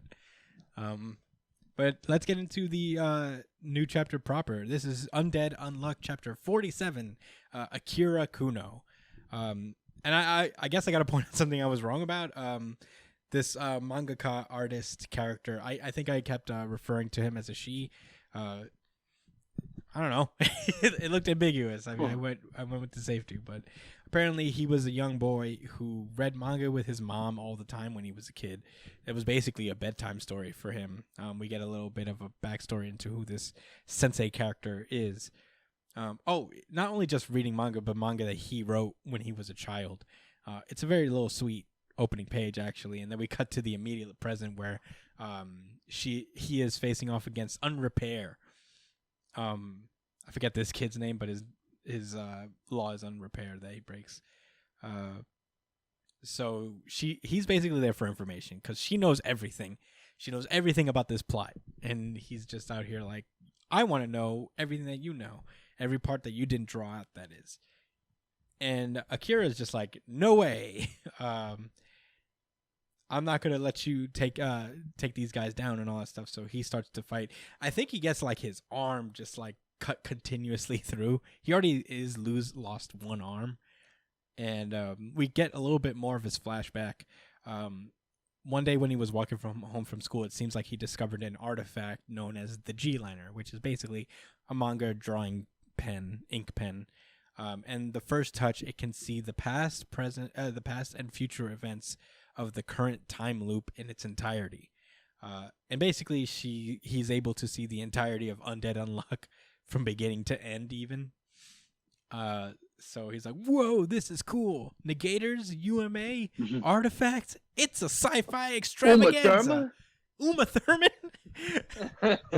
Okay. Okay. Kill Bill 3? G-Pain? Yeah, and okay.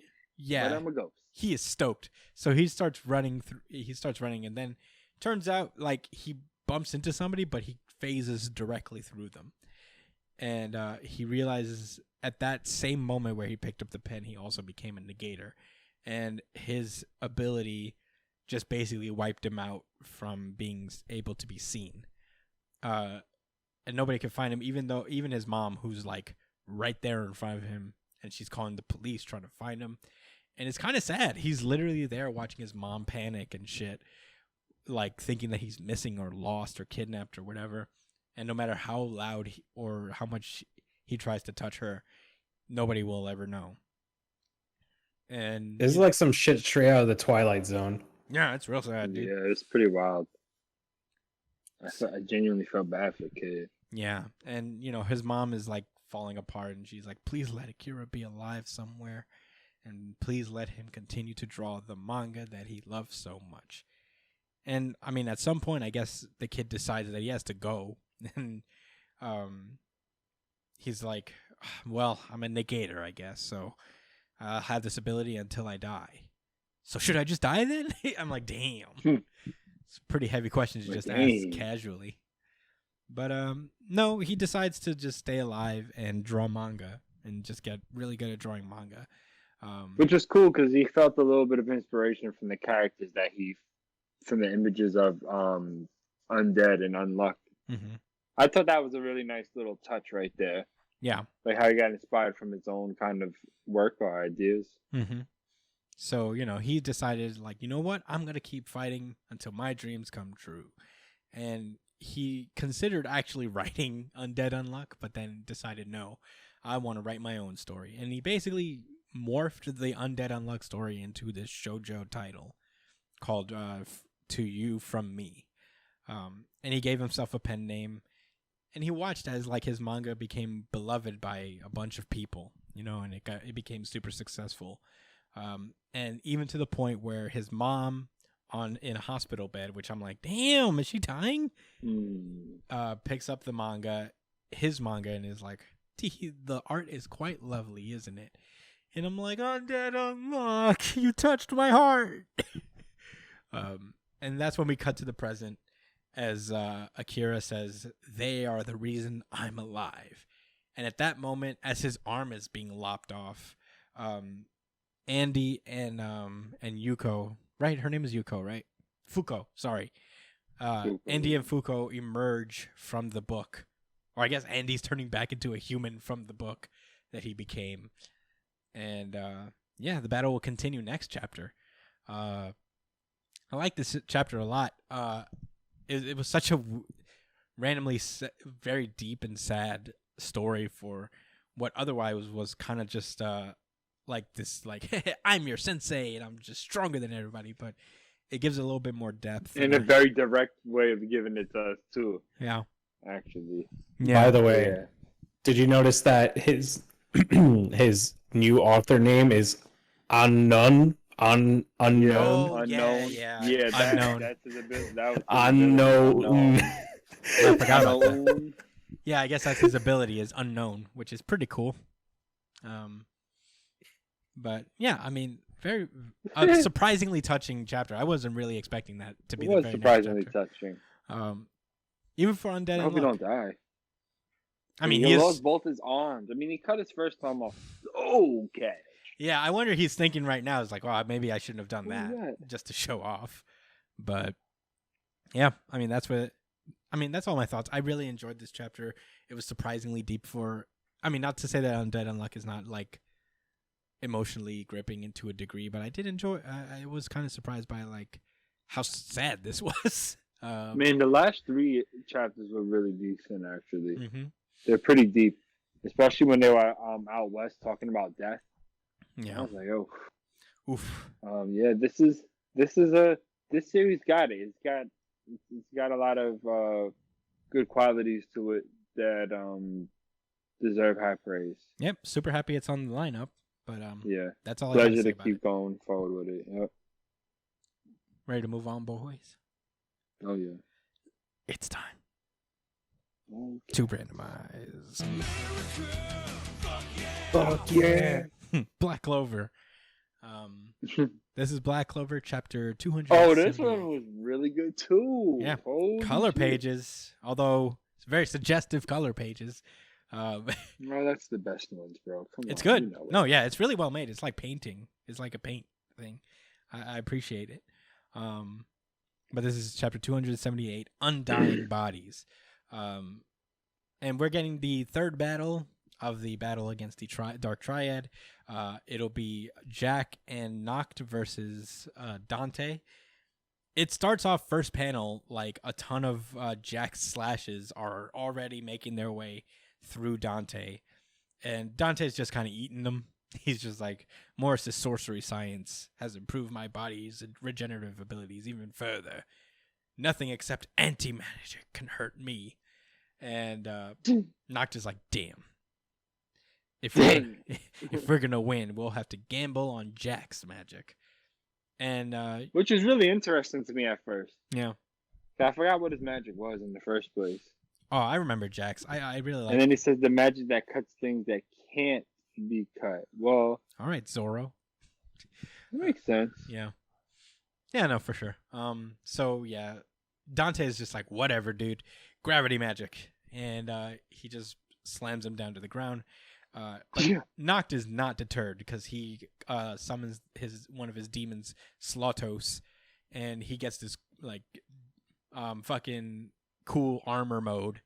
I like his modes. They're fun and they're all like fun design. Yeah, it looks cool. You know what it reminds me of? It reminds me of Beji's devil fruit from One Piece, like his general thing, like where he turns into a building. This was I like this a lot. And Dante's like, oh ho, another devil host. Fuck.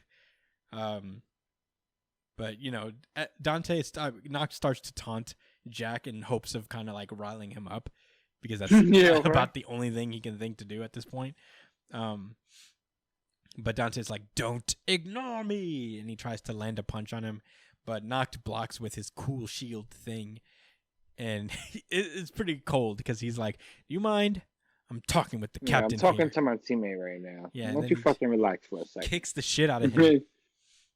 And As he slowly started to transform into his beastie monster nasty form. I thought we wasn't gonna see him for a little while. I don't miss him that much. You got killed, bro. This shit is trash. Yeah. Like, why are you here? Yeah, you lost. Got smoked, nigga. Come on. He's the only one who lost, right? He's the only one. Yeah. I mean, shit, it was to Yami and your boy. And the main character, so I guess that's the main character, but still. Oh, well, we got a really cool backstory. This is a really good chapter, guys. Yeah. I mean, mean, One Piece was just that great. Just another flashback. Another flashback chapter. We get a little bit of Jack's flashback. Apparently, his dad was just a guy, just a hunter, and he made his living by hunting birds and small game. And he will always teach his kid, never fuck with anything that's stronger than you. And when his blade magic emerged, his dad was like, "Cool, it'll be better for hunting." And as he continued to do that, beat up on things that were weaker than him, he felt like kind of along is like, will I always live this way? And then when he was 13, his dad gets killed by a fucking bear. He's like, I guess I'll hunt this bear. He finds the bear and he's like, I think I could kill this thing. And he does. Yeah, I could cut it. Yeah. Yeah, and he does. And he's like, I guess I'll join the Magic Knights. And he just says, and then Noct continues to protect him, but then his power just starts to build up. Blades start appearing from all over his body, and he manages to cut gravity as he exclaims to himself, I want to take the ones who are considered strong and slash them to ribbons. That's he said, I'm just in it for the sport, bro. And it's blood sport too. Yeah, for real.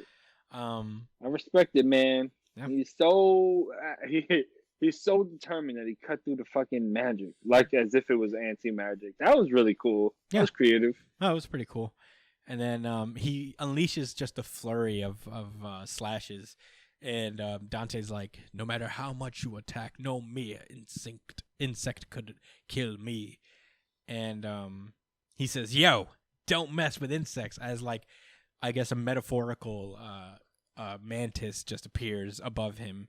And he does this cool slash thing right up Dante's shoulder, causing him to bleed out. And Noct at the end says, it appears I underestimated you. And before he could even throw up his fucking gravity spell. That shit's OD.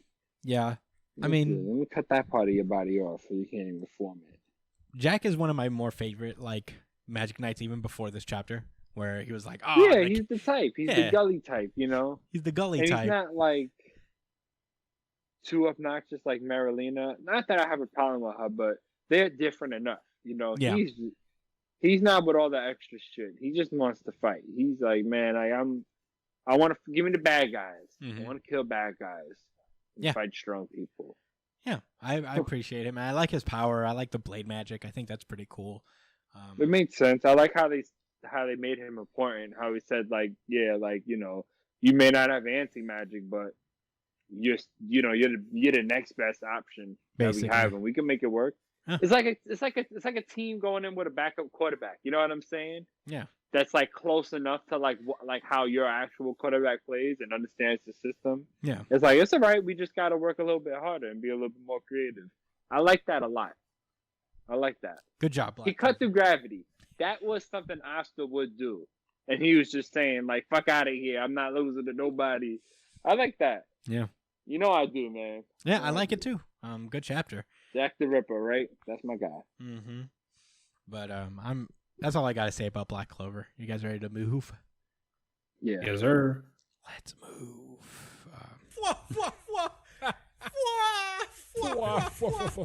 Dragon Ball Super. Ooh. Oh, wow. This is Dragon Ball Super Chapter 68, Granola the Survivor. Cereal City. Yeah, we'll get into that. No, it's literally just called Cereal. It's the planet's just called Cereal, but his people are known as the Cerealians. Granola, Fruit Loops. So Frosted Flakes. So you survived. It is our strongest warrior, Lucky Charms. You're magically delicious. So basically, we have this flashback on a planet that's just getting ravaged by the Saiyans, and one of the Uzurus just like pops up inside this building, and that's when Granola wakes up, and I'm like, oh, I see where this is going. Is that Bardock? Yes, actually, I because it has a scar on its face. It does. I'm sure this is probably going to be Bardock at some point, and that's why he is going to have beef with Goku specifically, because that is Goku's dad. He's going to see Goku, and he's going to be like, "You're the motherfucker with the scar." I actually didn't notice that until just Who now. has a scar? Oh, the monkey does on his cheek. You're right. Yeah, it's Bardock. Well, he doesn't have one. Bardock has a he scar. transforms from an ape into the. Okay. Yeah, Bardock has a scar, like just like that. So I guess we know the trajectory of this arc, but I'll get into my feelings on that later. The big bad granola. I actually didn't notice that until just now. Holy. You know what? I thought that was Bardock, but the scar kind of confirms it for me because I'm like, this is probably Bardock. But anyway, I also didn't notice the scar really. But he wakes up in his ship and he's talking to Oatmeal on the other end of the fucking thing. Don't think I forget there's a character named Oatmeal in this. And he's talking about he's like, did you have that dream again? And he's like, yeah, the Saiyans destroyed my home. And YE. And Oatmeal's like, hey, we need some exposition right now. Do you still hate Frieza's army? And he's like, yes, ever since they destroyed my planet and hurt my people. First off, it was the barbarous apes within Frieza's army who slaughtered my fellow Cerealians. And those apes were wiped out by a meteor, So, bygones be bygones. And, they fly away into space. Meanwhile, Goku is trying to capture that weird fish that always hangs around Whis because it's got insomnia. And apparently that's an omen for bad things if this fucking fish has insomnia. So Goku catches it. Whis injects it with a sedative and it goes to sleep. So they're like, cool. Goku then continues to train in his Ultra Instinct form with Whis. Vegeta starts to ask Beerus questions about Ultra Instinct, and basically he explains that, the angels are in the Ultra Instinct by default. So, they're always there. They keep training, and it basically Whis kind of shows off. Is like, I have a greater command over Ultra Instinct, but you know what? That should be exciting to you, right? Because you still have a ways to grow. There are levels to this, to even this technique. He's like, yeah, I'm fucking excited because I'm Goku and this is what I do. And I'm like, that's cool. I'm glad that it doesn't stop there. Maybe we'll get Ultra Instinct 2, maybe Ultra Instinct 3. 3? Maybe his hair will go. Anyway, I like that form. Weirdly enough, I like the Super Saiyan 3 form. Yeah, no, I'm waiting. That's my favorite one, actually. I'm waiting until he adds God energy to God energy to the fucking Ultra Instinct forms. Yeah. Here's the thing I like though. Vegeta, Beerus is like, so you're not going to try to be Ultra Instinct 2? He's like, nah, it's not my thing. I'll find a way. I'll find another way to beat him. You're too badass. You have to be at peace at mind. Yeah, so. you gotta be Shang-Chi. I bet Shang-Chi can enter Ultra Instinct. No? You don't think it'll Shang-Chi? He literally sat there and was zen the entire time. Am I not allowed to bring up Shang-Chi? Too soon. So yeah, basically, you took your W already, bro. Come on. Beerus is. I gotta run my victory lap. I don't get many of those. It's. Why? So yeah, Beerus basically is like, Ultra Instinct isn't the only thing you can use, and yeah, Beerus has his own special type of ability. Oh, and Brian and I's minds went. Why? Especially Brian. Why? Because we were like, yo, new steps for Vegeta to get strong in his own unique way. I don't know. I thought about it just now, actually, a little bit, and From what I Beerus- just realized? Beerus himself, man. It's like this actually makes sense. Like, it makes sense for Goku to get an ability that's all about finesse and precision and like skill well, as opposed to Vegeta, who would learn from a god of destruction about power and brutal abilities and stuff like that. Because that's just what Vegeta is. Vegeta isn't finesse. He's not the guy who's an angel or perfection, right? He's a guy who's sloppy and he goes in and he goes into a messy fight because that's what he is. No, yeah, I like it. I think it's interesting. Yeah, I like that they're not form chasing each other because that's way less like interesting. Where if like Goku gets, because that was like kind of their trajectory at first, where it was like Goku would get a Super Saiyan, and then Vegeta would be like, I need to get Super Saiyan too. So I like that Vegeta's accepting that he's like, I'm just different. I'm not gonna be this fucking guy, so might as well find my own way. But you know what's really unfortunate about this? What? Is that this basically confirms that Vegeta will always be a step behind him because angels are better than gods. Yes. I guess. But Barrett is that nigga, yo. I mean, yeah, but he's not angel level. He beat that Sailor Moon chick, bro. But he's not She was angel pretty- level. She's about that life, too. I'll say this. I I'm Oh, not yeah, expecting please say so. anything anymore for Vegeta. I mean, I'm not gonna get my hopes up anymore. Toriyama has Vegeta already will never confirmed- surpass Goku. It's unfortunate, but this chapter basically confirms it. Yeah. Vegeta's highest peak is probably going to be god level, and Goku's going to be angel level and above and shit. So He doesn't have that's to just how it surpass is, Goku, but man. at I least just want to Vegeta be gets right his, there with him. Yeah. at least he gets his shine. Yeah. Anyway, we cut over to this weird floating thing in the sky in space. Granola is pulling the whatever this artificial life form from the Moro arc that he obtained, and he's pulling it to over this this squad that's named after appliances, or like utilities. There's a lek. For real? Yeah, there's a lek, there's gas, and there's oil, I guess.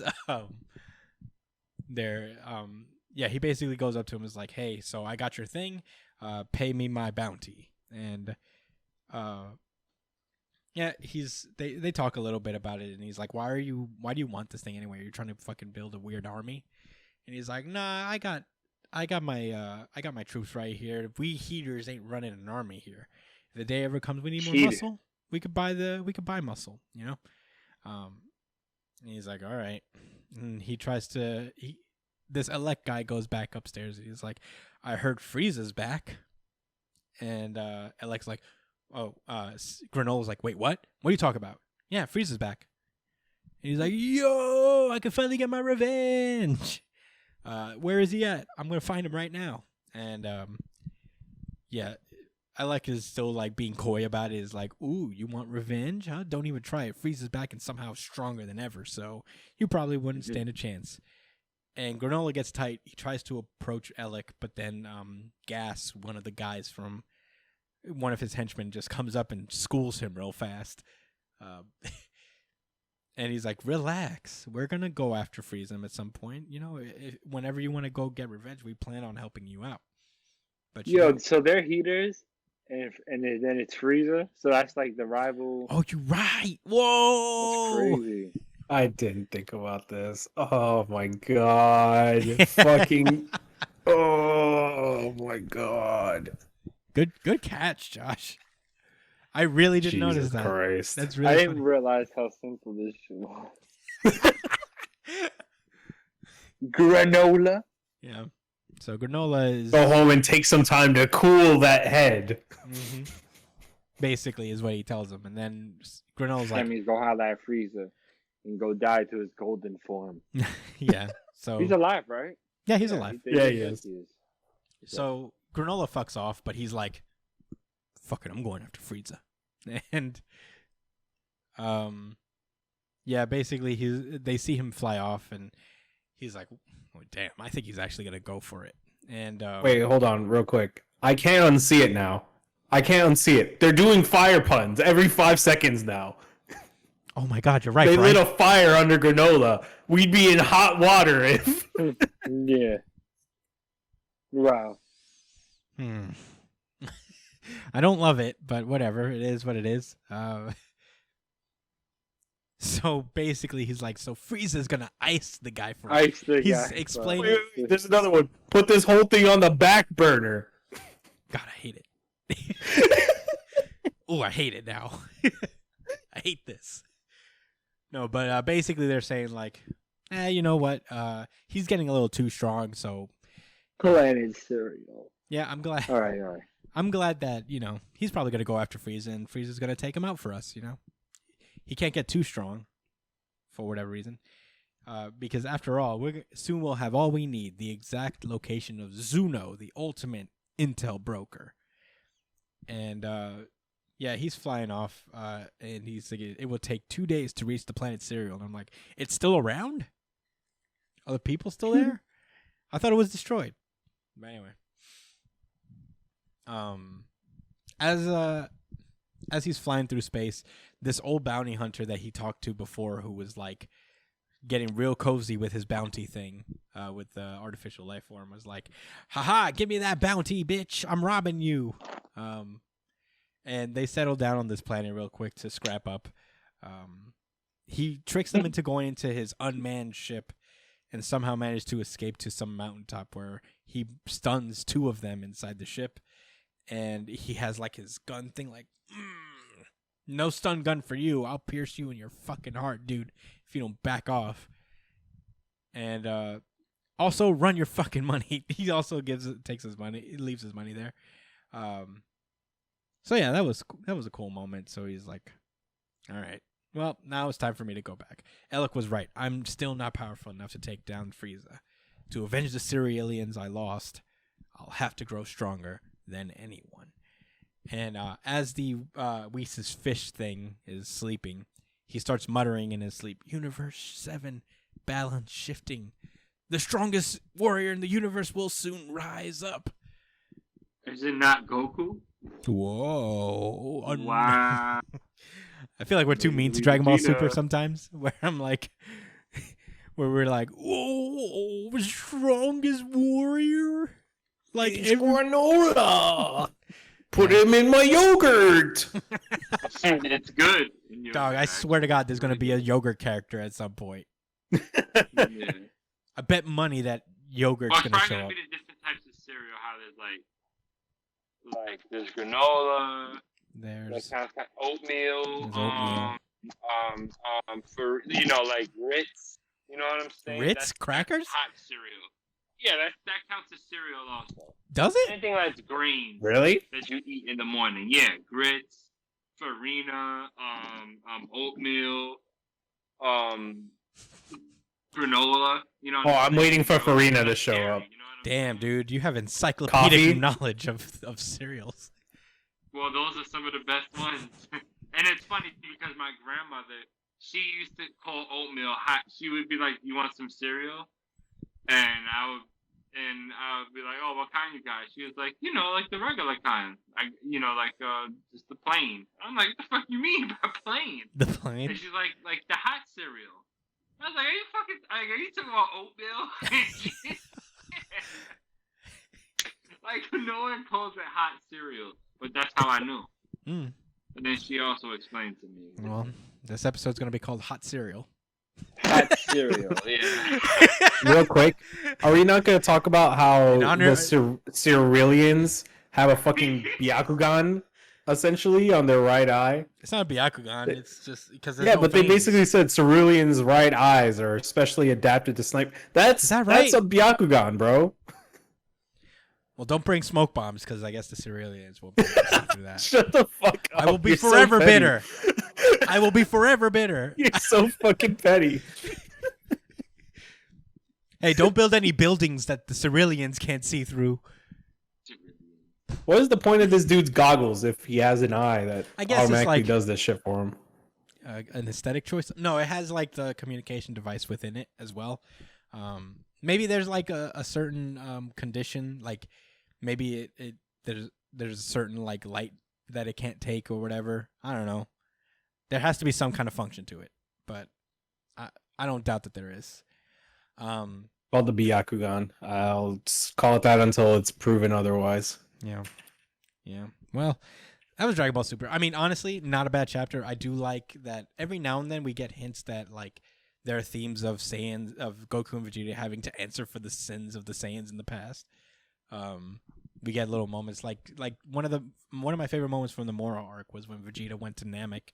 And it's like, yeah, I really did fucking bad by these people, and I'm trying to make amends and save them this time.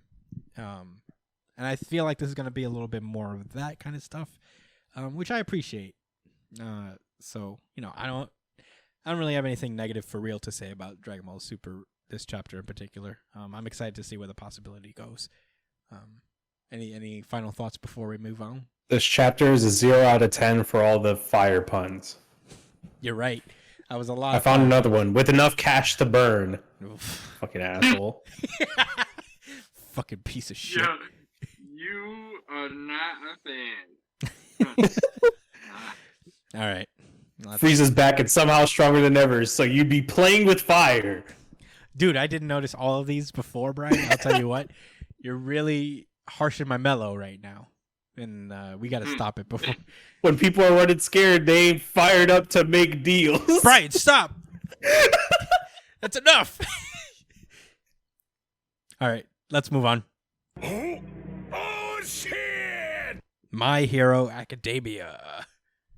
Let's go, baby. I was wrong. I mean, we were all a little wrong. This is My Hero Academia, chapter 9, 297. I wasn't talking about this. I wasn't talking about that. Oh, your guess as to what was next? Yeah, but it's fine. It's all right. We were all still wrong. Yeah, I mean, it doesn't matter. It doesn't change the fact we were wrong. We were all wrong. We're wrong a lot on this show. If you like New Jump City, you like people being wrong a lot.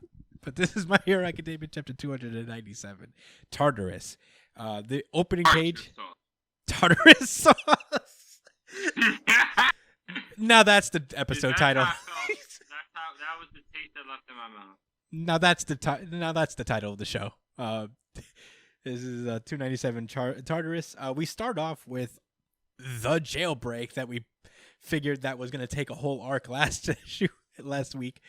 Turns out they're doing it right now. No fucking lube. Right now, it happened. Yeah. Right now, no All Might, no nothing. Just throw the Vaseline aside. Mark, Yeah. Y'all ready? Are you marked? Yes, set. Go. What's happening? What? Oh, what the? I'm racing. I'm racing to the end of the series. Let's go. I don't Who's think in the we're lead? racing to I the know end. who's in the lead. It's what's his name? The creator of the series. That guy. Horikoshi? Yeah. Horikoshi. He's in the lead. Nobody He's moves leading by a faster than long Horikoshi, shot. dude. Yeah, that's right, Nikki. Legend has it he Alright, drew this sit in down. 3 minutes. Yeah. Okay, so basically it's already there's no like build up to it. It's already in effect. Shigaraki is there. He's just taking down all the guards. We cut inside of Tartarus where these guards are kind of talking about the people coming in. They talk about getting Jigatomakia, and they're basically like, yeah, I mean, this is all these people. They stink. They walk around. They might walk and talk like people, but these disgusting beings only manage to mingle with society as long as they did because the quirks have warped our standards for humanity. And man, These guards are deep as fuck. No, they're fucked, bro. no, they're Some of these like people can't help it. racist. Like some of these villains that we're gonna see, like they're fucking mentally ill. You know what I'm saying? They're irregular, and they need to be separated. That doesn't mean they deserve to fucking die. You know? Well, what I'm I saying? think Like, Yeah. they're really suffering. Yeah, I think what they're building to here is because, like, not only the events that just happened, but these guards in particular are so like kind of what's the word? Cynical about things or numb to it that they're like. I feel like there's gonna be some anti-quirk sentiments being built within society as a whole. I think that's what this is kind of hinting at. That people are starting to get. Plus, it turned looks off like by- these guys are non-quirk users as well. Yeah, So by the there's that. people Yeah, who you're have right. I see. for the people Wait, who have actually- no powers are gonna be like, this world sucks, dude. Honestly, I feel like, maybe I read this in My Hero Vigilantes or God something. damn, we gotta but start reading I think that. there was something about people like being tired of being looked down upon by quirk users or something. I don't know. That Like, makes sense. or like our over reliance on quirks to get by. Maybe that's a Shigaraki thing, but Maybe like the I don't know. evilists from Korra. Yeah, there's something similar to that. I'm not sure where exactly it comes from, but I feel like this isn't the first time something like this has been touched on in My Hero. I wouldn't be surprised. We got to read Vigilantes, I guess, to fucking get the whole story, I guess, because apparently... Dude, right now, the Vigilantes arc is actually kind of nuts. Apparently we're missing a billion important plot threads that actually are relevant to this story, but... We're getting some All Might versus All for One action. All right. Yeah. Don't spoil it, I guess. I mean, we know how it ends up. But anyway. Yeah, they're taking on heavy fire. Shigaraki is riding on one of the high-end Nomu's back as he's kind of arguing with All for One, who's inside the prison. He's basically like, I said this is my body. And Shigaraki's like, oh, All for One's like, no, it's not anymore right now. I'm taking over. Your body's too fucked up. I need you to be healthy. You know, the hyper generation is not working right now. So, and Shigaraki is like, but you told me to fucking stay still. He's like, yes, but after we break me out. Why? Yeah, then. Ugh. So impatient. Yeah, basically he's like, you spat upon the world that didn't so much extend a helping hand, and you desired strength. But this is the result. All of this is because of your fucking strong will. Aren't you fucking happy? Isn't that all that matters? And Shigaraki's like, I won't be your pawn. And he says, you have it all wrong. You're so very near and dear to me. After all, you're the next me. And he just continues to fuck shit up. And at some point, he uses the search quirk that he got from like the Wild Wild Pussycat. Ragdoll. Yeah, I'm like, damn. What a fucking Yes, I heard. I hate him so much. So yeah, he's basically, he manages to knock out the systems inside of Tartarus. And I'm like, jeez. And not only that, he manages to release several criminals, or if not all of them, from Tartarus. To the point we see some familiar faces as the guards are getting to mobilize. Someone breaks into their fucking headquarters, and it turns out it's Muscle from way back in the day. I never thought I'd see him again, honestly. His name was Muscular or something like that. Muscular. Yeah, you're probably right, Brian. It's Muscular. Midoriya had, like, in one of the most awesome moments of this entire series, unfortunately. He reminds me, he even looks kind of like Bellamy, like he has the Bellamy effect where I'm like, whoa, I didn't think I'd see you again. Yeah, he's like Bellamy mixed with Bakugo. Yeah. I thought they used his body for that Nomu. Mm-hmm. But I guess not. Same. But I guess I remember that they... And Moonfish. Yeah, Moonfish, and I'm like, yes. I thought they got rid of him too early. I love this guy. His power is You didn't think they got Muscle too early? No, Moonfish. I thought they got rid of him too early. The teeth guy. Mm. I'm like, oh, his power is so weird and creepy and cool, though. Yeah. Yeah. And Do we know who this lady is? No. Or is she new? She's new, but a lot of people are really thrilled about her. Could be a dude. No, it's a girl. She has boobs. A lot of people are theorizing because of the hair color that it's Night Eye's sister. That's the big theory that's prevailing. Night Eye's sister? Yeah, that Night Eye has a villain sister. But no, she hasn't appeared to this point. That's kind of random. I mean, I don't know. She'll obviously show up. And it turns out one of the gates didn't open, so she just, on her way out, she notices that someone's banging on the door. So she's like, I guess I'll be a nice person and open this door. And who emerges from that particular door but Overhaul? Kisaki. Oh, boy. Who? Overhaul. That's Overhaul. You didn't know? I didn't know that was him at first either. I saw the arms and I was like, oh, that's Overhaul. And I think the little eyelashes in the bottom of Who his do you eye. call boss? His boss. I don't know. What? The old man, his boss. Oh. You The remember old man? You remember the boss of his mafia? Why is he just saying that now, though? Because he's worried about him. Because his boss is sick. Oh, Like he's that got me a little confused. I thought he was calling her boss. No, he remembered. Like I think he's definitely referring to that old man that, he's like protecting and trying to resurrect his mafia thing. But yeah, That was a little confusing for me. That was kind of crazy. it took me a second too, but I realized I remembered that like, oh yeah, he was part of this mafia guy and this mafia team, and there's this old man involved. Because he would have been able to just destroy the whole entire prison, but he got shot. You know what I'm saying? Why else would he be in this prison with all these other people? That's got to be overall. Missing arm. Yeah, he lost both of his I arms. did not keep that. I think he lost both of his arms, didn't he? I don't recall. I remember that. So is he Shigaraki basically quirkless now, or can he do that shit with his feet? He can't do it with his feet, Brian. I mean, I don't know. We'll see what happens with. I'm sure he'll show up not on Shigaraki's side though, because there's no way after he rotted one of his arms and had Mr. compress the other one that he's going to be one of their team. So yeah, he runs off, and apparently Muscular finds Shigaraki and All For One. All For One is looking good as new almost, just like still with his no face going on, and he's basically talking to the villains that just escaped and said, "If it's freedom you desire, submit to me, brethren. Witness, bear, Submit. and submit. This impending void era will give rise to a more perfect demon lord. And this will be the story of how I became the greatest demon lord of all." Demon Lord.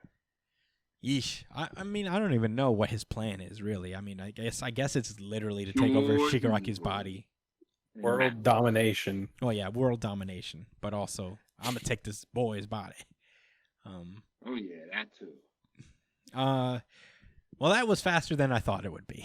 Last time we covered My Hero, we theorized that it's going to be a whole arc with All Might and Stain versus all these escaped villains. Nope. Not at all.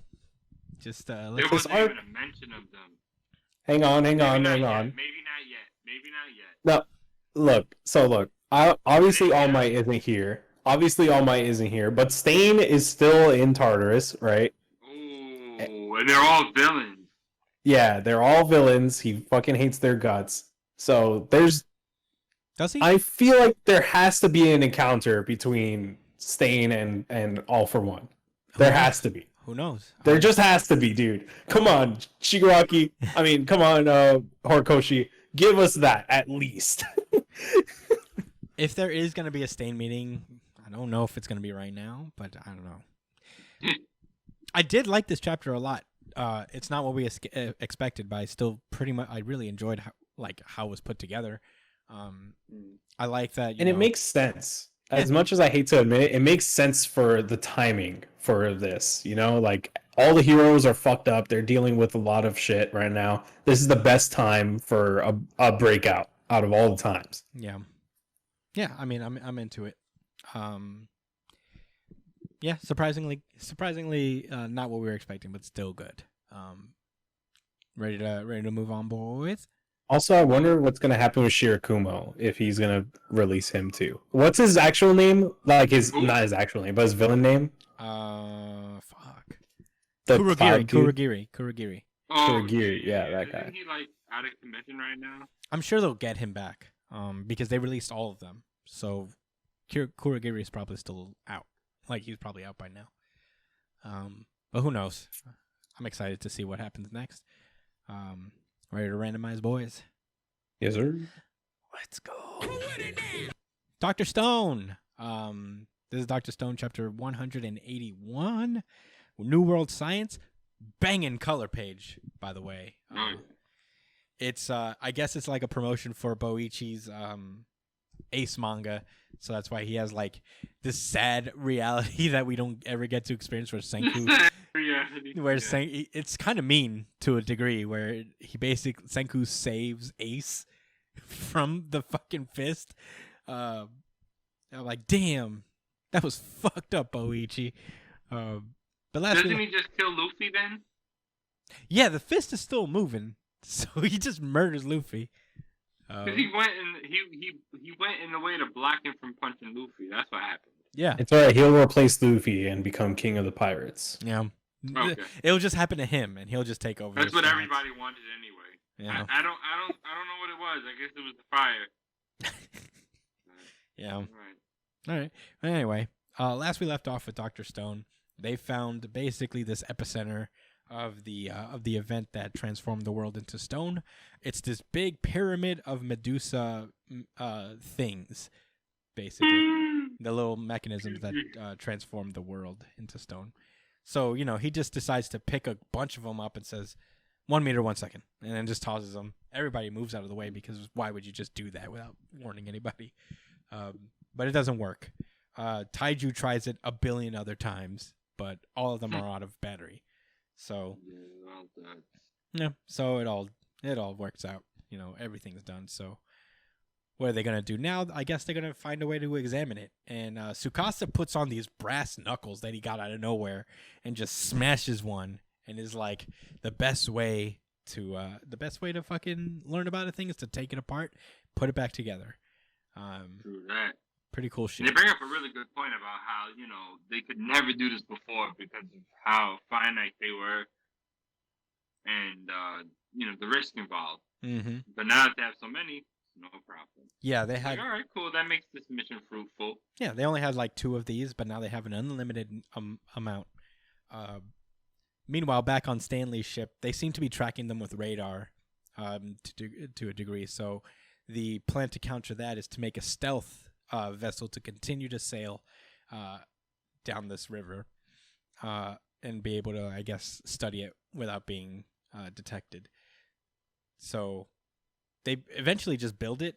It takes like maybe half a day for them to do it. And they don't really know how they're going to avoid it because they test out a radar to see how it works. And the stealth ship is better, but they could. I think Ukyo could still pick it up on the radar to a degree. And then Chrome comes up with a pretty smart idea where they're like, "Wait a minute, if this was here when you guys were still around, like before the whole event happened, then why did nobody notice them, even with like way more advanced tech than we have?" And Ukyo decides to test out his radar on these Medusas themselves, and it doesn't show up on the radar. Mm-hmm. So their plan is to stick on as much as possible around the stealth ship for it to not pop up on the radar. Pretty smart, very resourceful play from Chrome. That's what he's best at, is kind of just coming up with like the simple solution nobody thought of. He's not an overthinker. He just kind of like realizes things, is very intuitive off the bat. It's very cool. I liked it quite a bit. And they have like I like how inspired Senku looked at the scene and like, that's my boy. My protege. But this was a very fun Dr. Stone chapter. I very much appreciated this character moment from Chrome. I can't wait to see where this is going. We're finally going to start to get more answers as to what happened and who made these things in the first place. So very into it. Not much to say about Dr. Stone other than that. You guys, any final thoughts before we move? All right. Nah, man. Dr. Stone has picked up a lot in the past, like 4, 5, 6 chapters. I like the fighting between the American forces and them. I thought it was a little weird, but Dr. Stone is kind of, they kind of blaze their own path anyway. Mm-hmm. The way they go about things. So it's been progressing pleasantly well. Where I feel like they kind of veered off the path for a little while. Mm-hmm. It's piqued my interest. Still has my interest peaked, and good things. We're gonna keep covering Dr. Stone. For sure. There's times where, Yeah, I mean, there's off times for it, but it's not bad. It's never bad. But in any case, that was Dr. Stone, and that has been our show. Thank you guys so much for listening. Again, thank you guys. You can follow me at the Chris Espinal, at b.esp, at jdcole_37. You can follow the show itself at New Jump City on Twitter and Instagram as well. Email us at newjumpcitypod@gmail.com with any questions, suggestions, anything you guys want us to talk about. Comment below, subscribe, like, leave us a 5-star review on iTunes. Follow us on Spotify, Google Podcast, Amazon Music. We're on that. We're pretty much anywhere you listen to podcasts. So, we are on the road to 100. I mean, we're almost there, guys. I'm so fucking happy and excited for that. But until then, thank you guys so much for listening. And stay safe, New Jump citizens. Peace out.